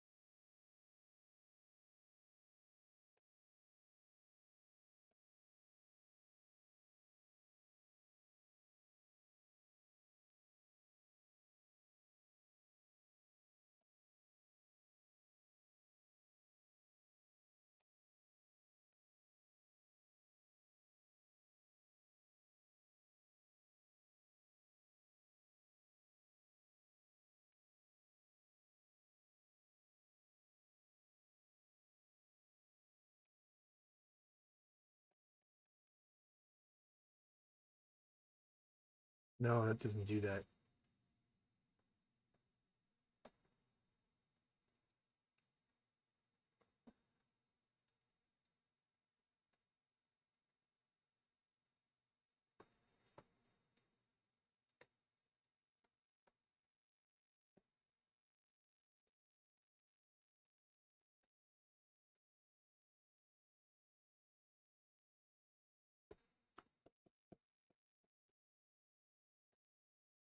Yeah, it's pretty good.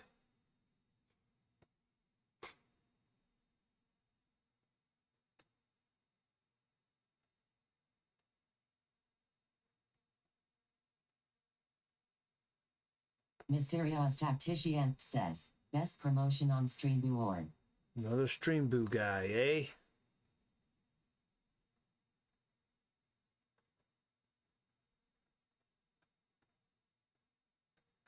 All right, this is actually coming together pretty nicely. I'm starting to be pretty happy with this. It's got some cohesiveness to it. I don't think we really need the yellows in these bricks, to be honest. I think I'm gonna erase it out.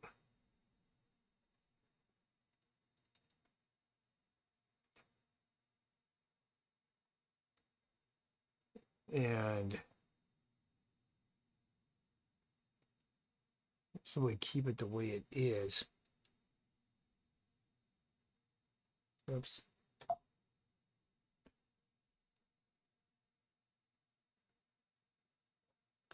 Go back to this. So there is yellow, but it's this yellow.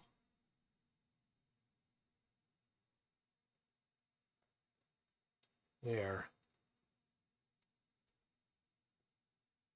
Now, if I wanted to step it up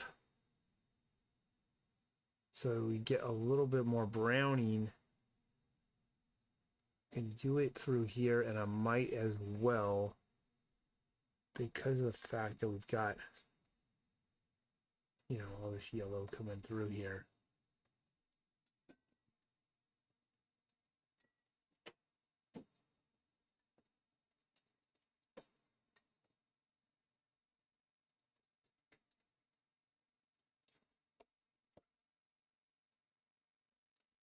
Gonna purple it up a bit. I don't know that I want that.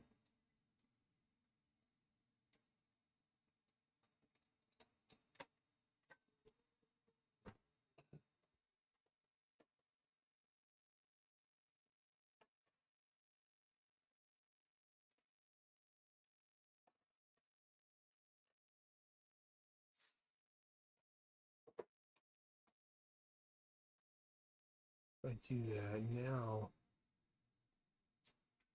hit this one at least. Not really in the grays anymore, though. I'm going to veto all that.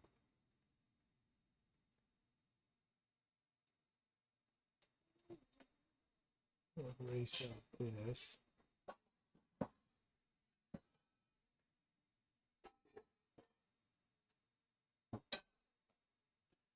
You understand these colors are just mixing with each other to make these different colors.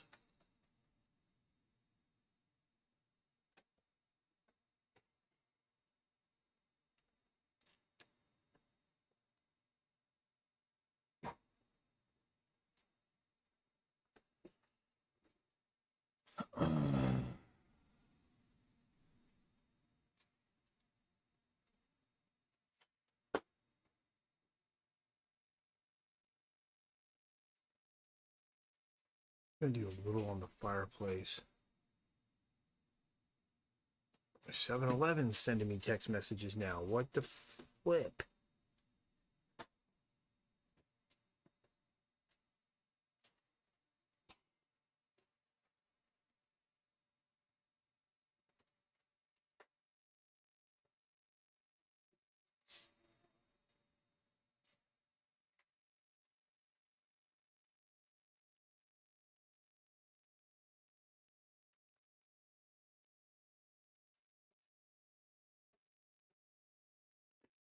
You know what that looks like here.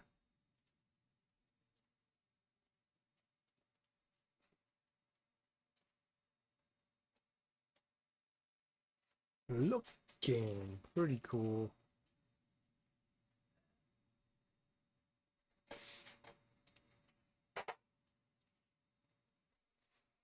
Um,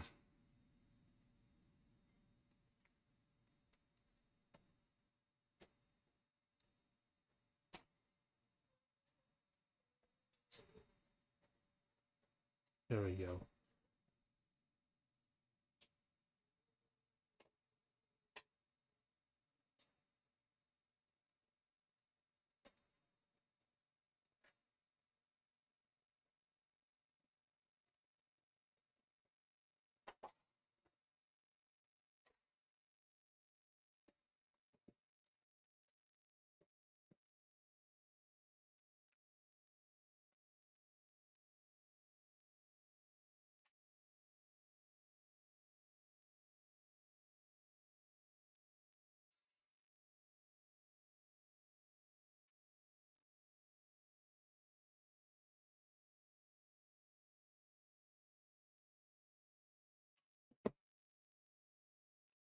I think we're almost done.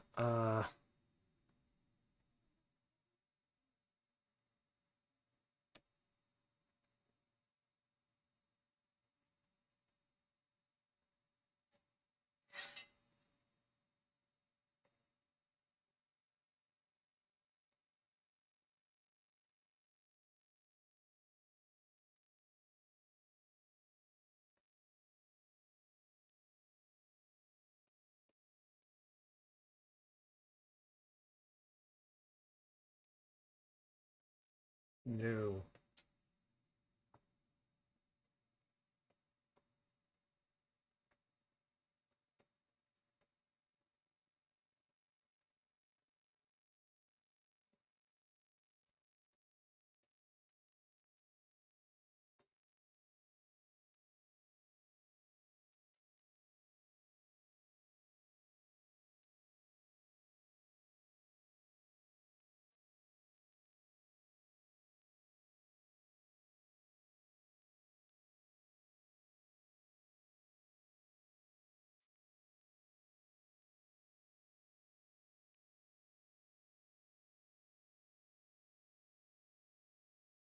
I think that's actually the winning combination that's got the most integration with the whole thing. That's what I'm going to do with all of it now that I know what it does.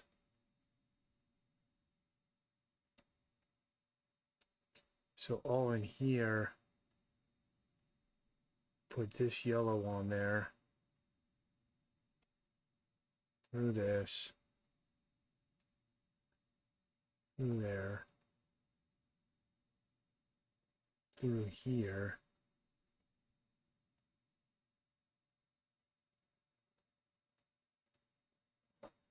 And it's going to look better than just having like a blue shadow by itself. What we do is we go hit this up.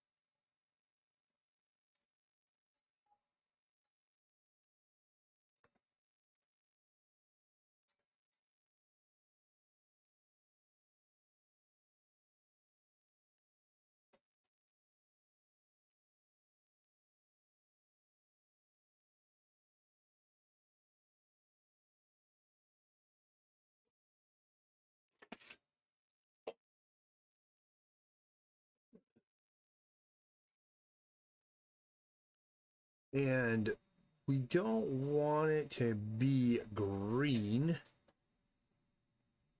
So now we hit the magenta, and with the magenta is with the second one, the third.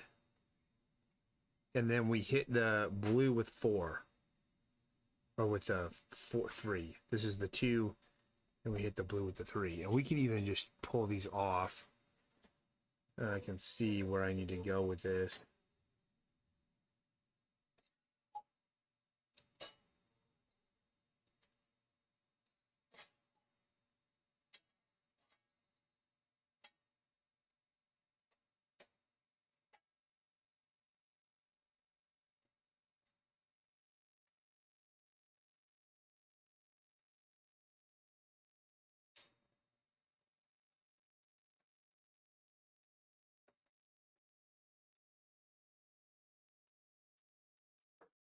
But once it's all in, it'll integrate very nicely. And it's just a matter of just building it up. I mean, already this is looking pretty cool. And then when I pop these highlights on, they'll be integrated in more than what you see there.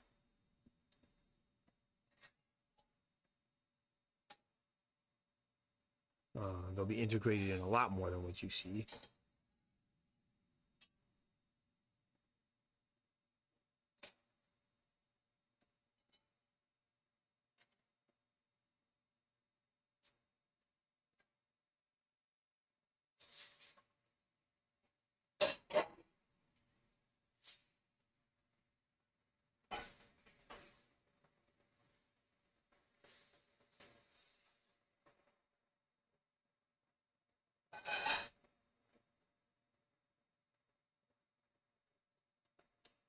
And I'm putting a lot of time into this one right now. I'm going to ignore the other stuff because, like I said, I want to have this t-shirt for Creep IE. And to do that, we've got to put some elbow grease into this and kind of concentrate and kind of focus in now. Instead of making a little bit of progress on everything, we got to make some serious headway here, which is what we're doing. It's just rendering and being patient, working through it. We're getting there. We're getting there. It's coming together.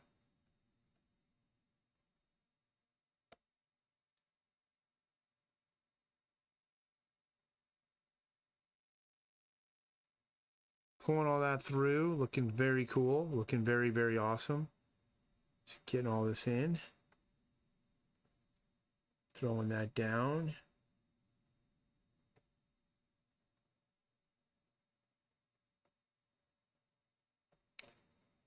Okay, so now what we're going to do is hit over this with our blue. Let's double tack the yellow here. So we do a yellow 3.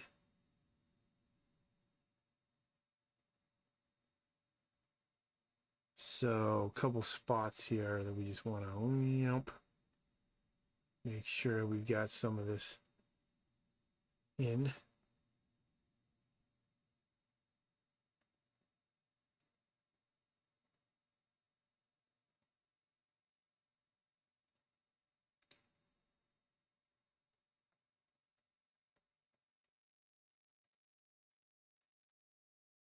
All right, now let's grab that blue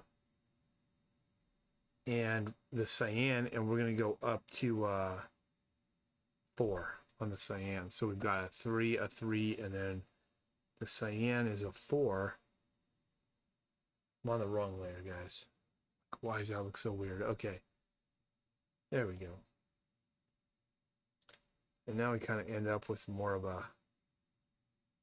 the gray that we want.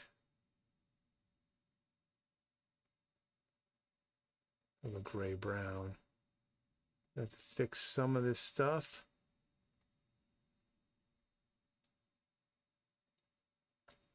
For the most part, it's going to work out pretty nicely.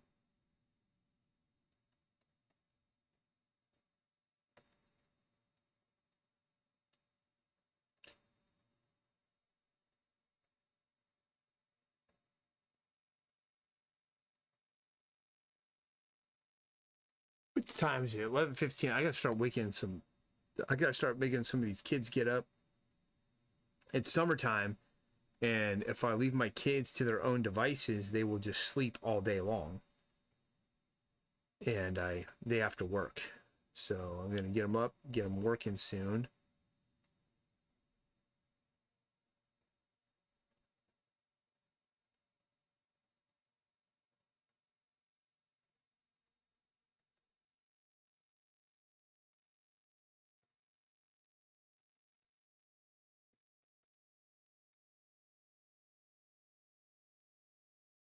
So looking at this here, turn this off.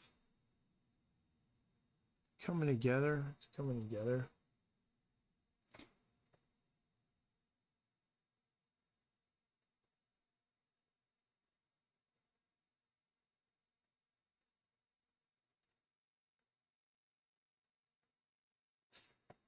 I am a little more painterly in my approach to coloring.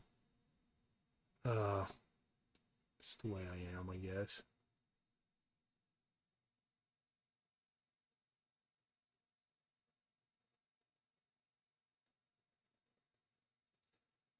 All right, now we're gonna go from here to 3.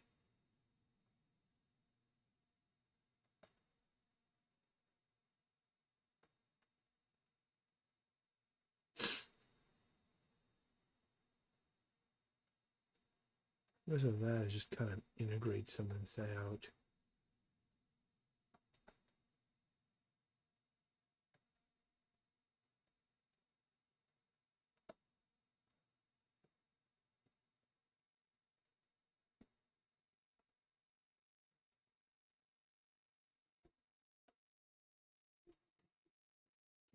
Any place where you see green, that's where I forgot to throw down the magenta. Throw some magenta down there and get rid of that green.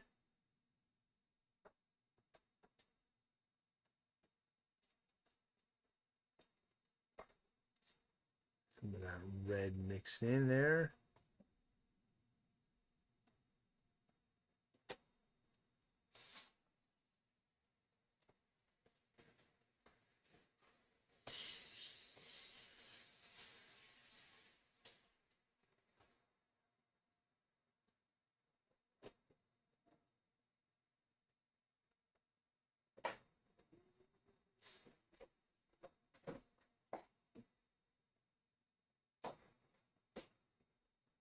I didn't remember to get up in here, but I can do it now.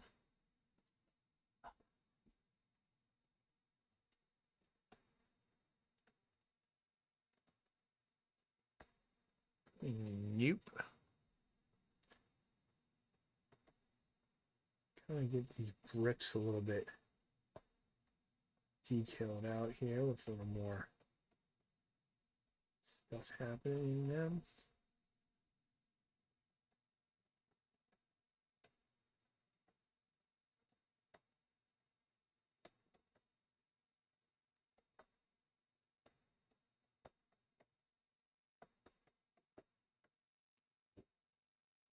It's looking pretty freaking sick.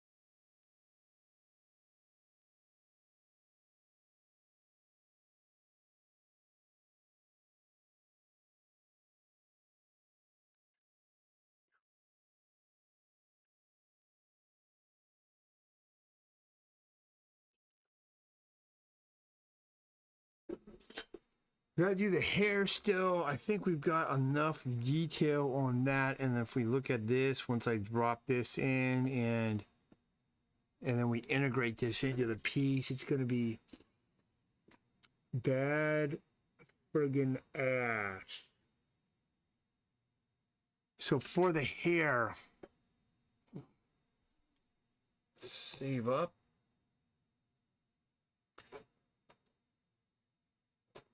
Oh. There's a few things I don't like, but it's fine. It'll be removed when I put in the other stuff. This is too light right here. Let's just adjust that. What do we got here? Get this in here. It's gonna be that on the back side of this thing. Let's throw in this one.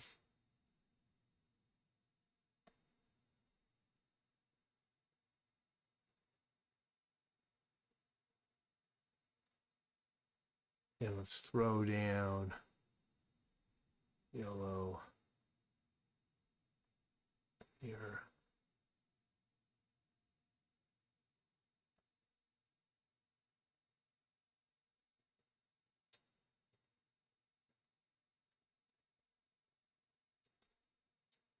All right, there we go. Something like that.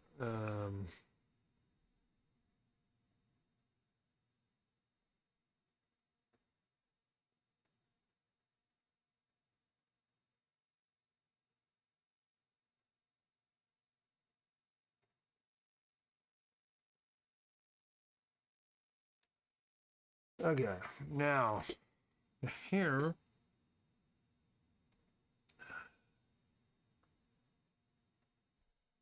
For the hair, let's see if we got any thoughts on this here. We do. Great. Cancel that. Let's go here and let's go brush. We'll just start with this one.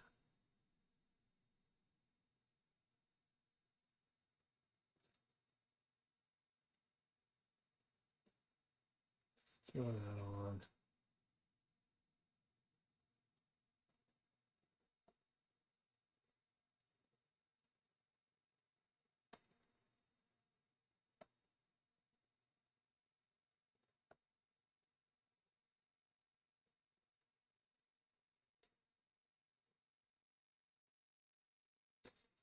Essentially got the same thing now.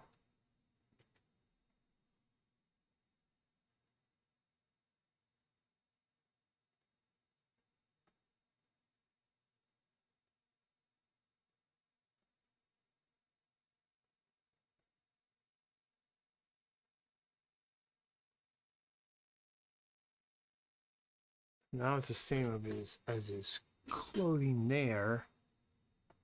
Let's go with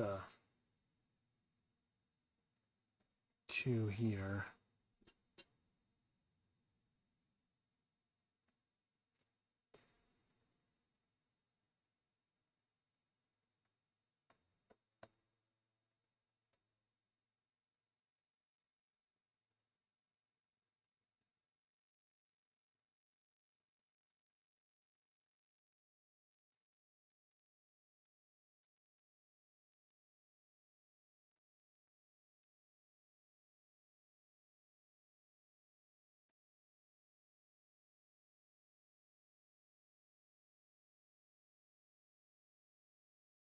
Two here.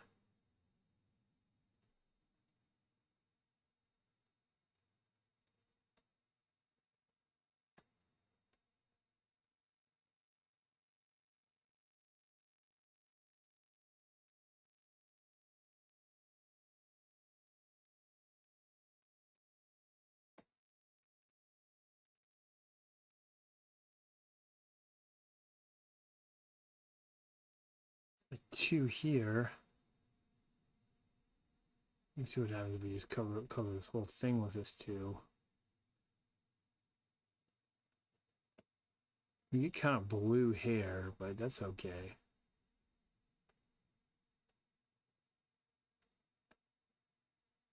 And then let's do a 4.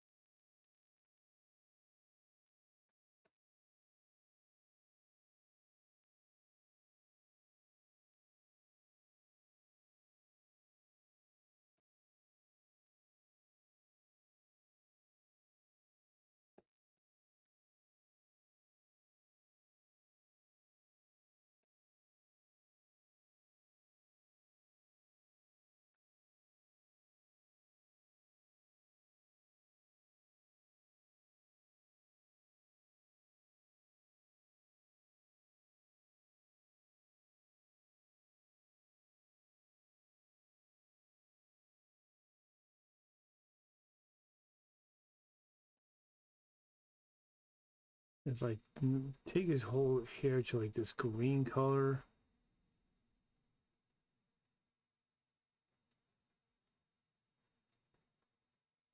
and then I hit it with a 2 on the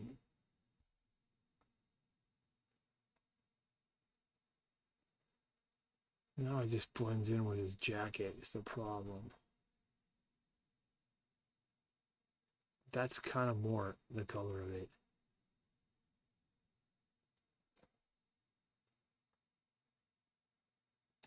That's the color it has to be. And then what I do is I'll go in and render the hair with the highlight layer. I need to render those cuffs so that it matches the suit. But let's do the highlights again. I'm going to finish this off here.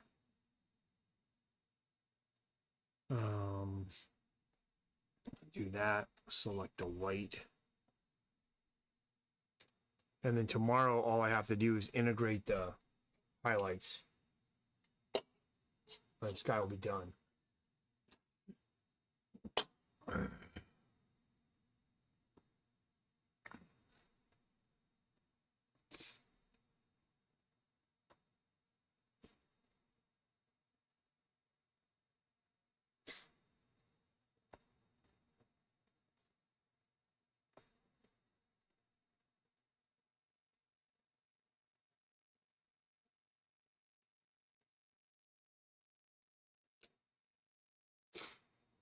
That's pretty sick.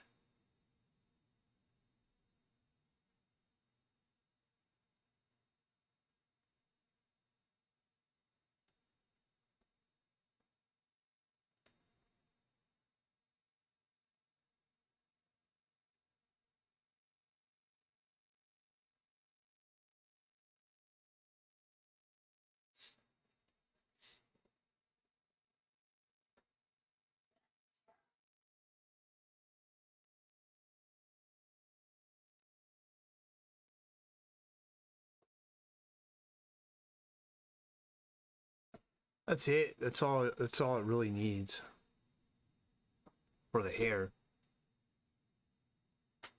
Now, turn that off. These cuffs. See if I have them. Yes, I can select those, so that's good. I just want to make them the same as the suit or the vest or whatever you call it. So we're going to go with the yellow first.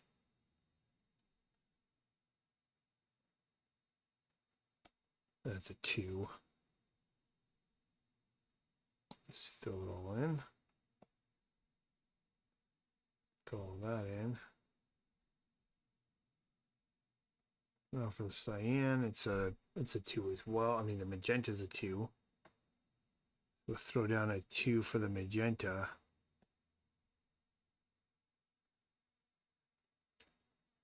And then for the cyan, it's also a 2.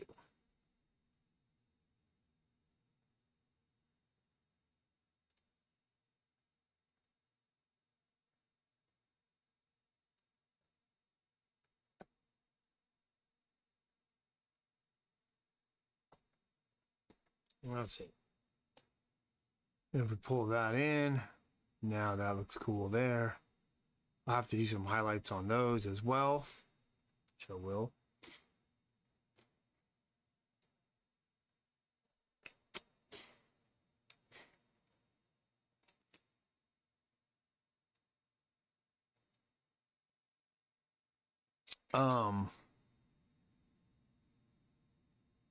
What I'm gonna do here,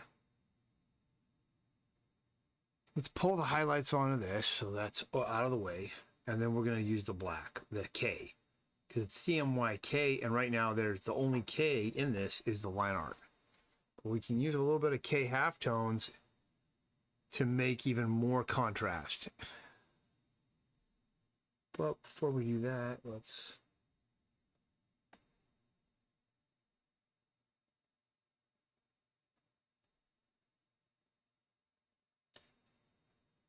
there we go.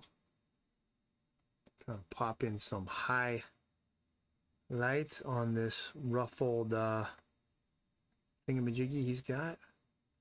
I'm thinking I might just make this a giant print. It does got to say Benjamin Franklin. It's got to say Master Mason. I don't know if that's going to piss off the Masons, though. Maybe I shouldn't say that. I don't know. Hellfire Club member of the original Hellfire Club, member of the original Hellfire Club, because you know about the Hellfire Club in Stranger Things, but this is the real Hellfire Club. Was Benjamin Franklin, it was a club that was in the UK before these guys came over to America, and Franklin was in that. All right, that's done. Let's go into the K. So this is the K right here. We'll rename this K. And we're going to go brush, hit this, and if we go down here into this brush set, there's our K. We'll go with the lightest ones first.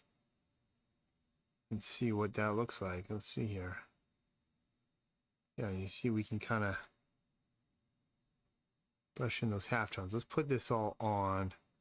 And I'm going to put my highlights on so I know what I'm looking at.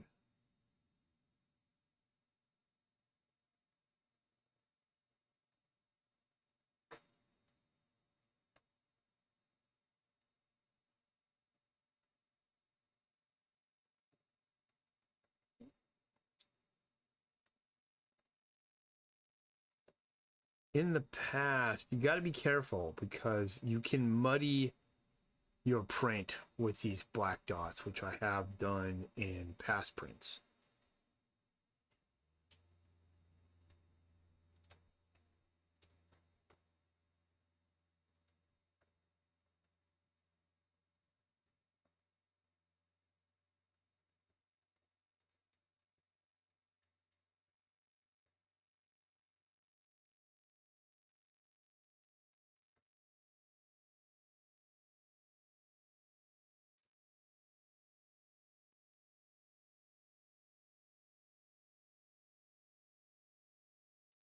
But it's one of the cool ways you can kind of integrate your highlights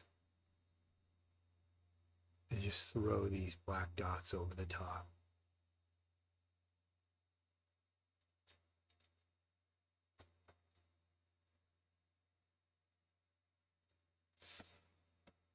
Oh, I need a break, man. How long have I been going for? 2 hours, 50 minutes. I just want to kind of keep working my way through this now. Let's just go through here a little more and see if there's any more. Have you ever seen there's this absolutely ridiculous show at Disney's something.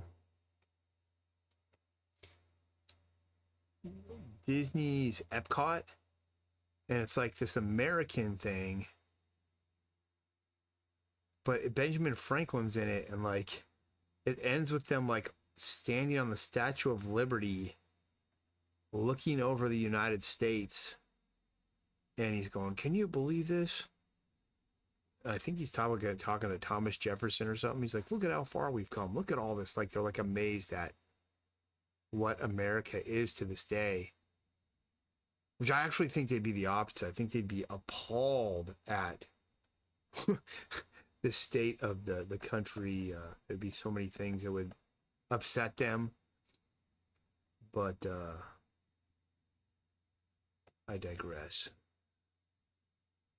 What are those things? I don't know. I'd have to go through it, look it up, but I know there would be a number of them for sure.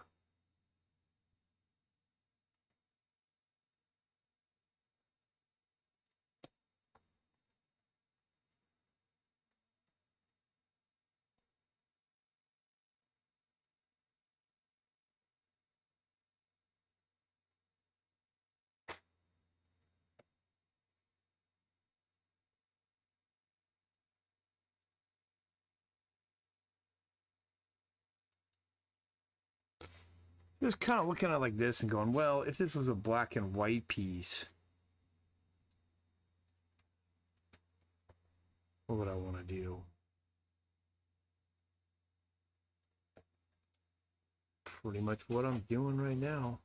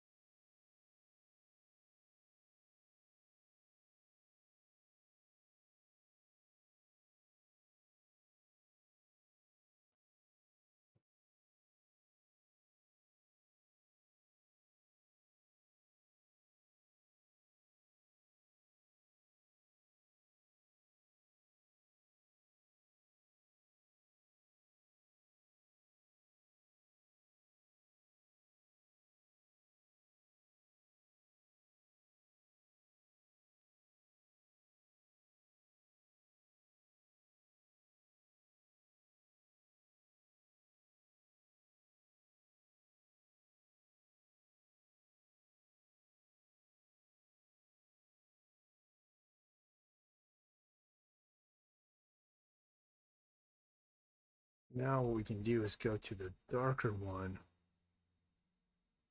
And now we've got some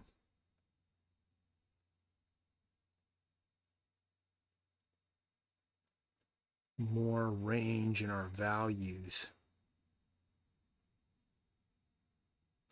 Again, I'm always kind of thinking more in a painterly manner when I'm coloring these things. Whoa. Gotta go wake people up, man. I gotta get, this day's gotta get started. This show's gotta get on the road here. Gotta get my son up, get him started with his work for the day. Much that he needs to do to help me.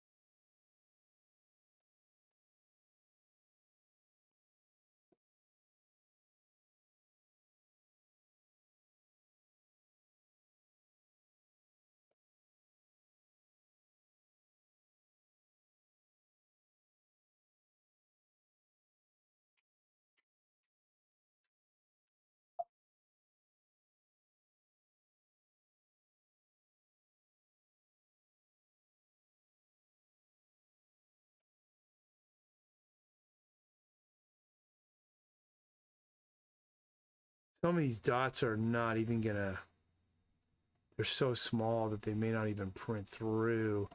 Although you never know, because we're going on a, I'm designing this to be printed onto a black t-shirt, so we'll see. Be one of the first things I actually designed for a black shirt, because a lot of stuff I do is not designed for that. All right, let's turn all our stuff on. Looking pretty good. Let's use this brush a little bit on integration of this stuff here.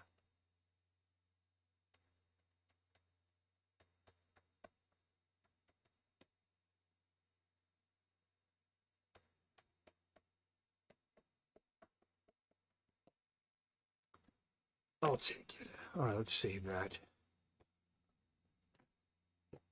All right, so tomorrow, what we're going to do is integrate the highlights correctly.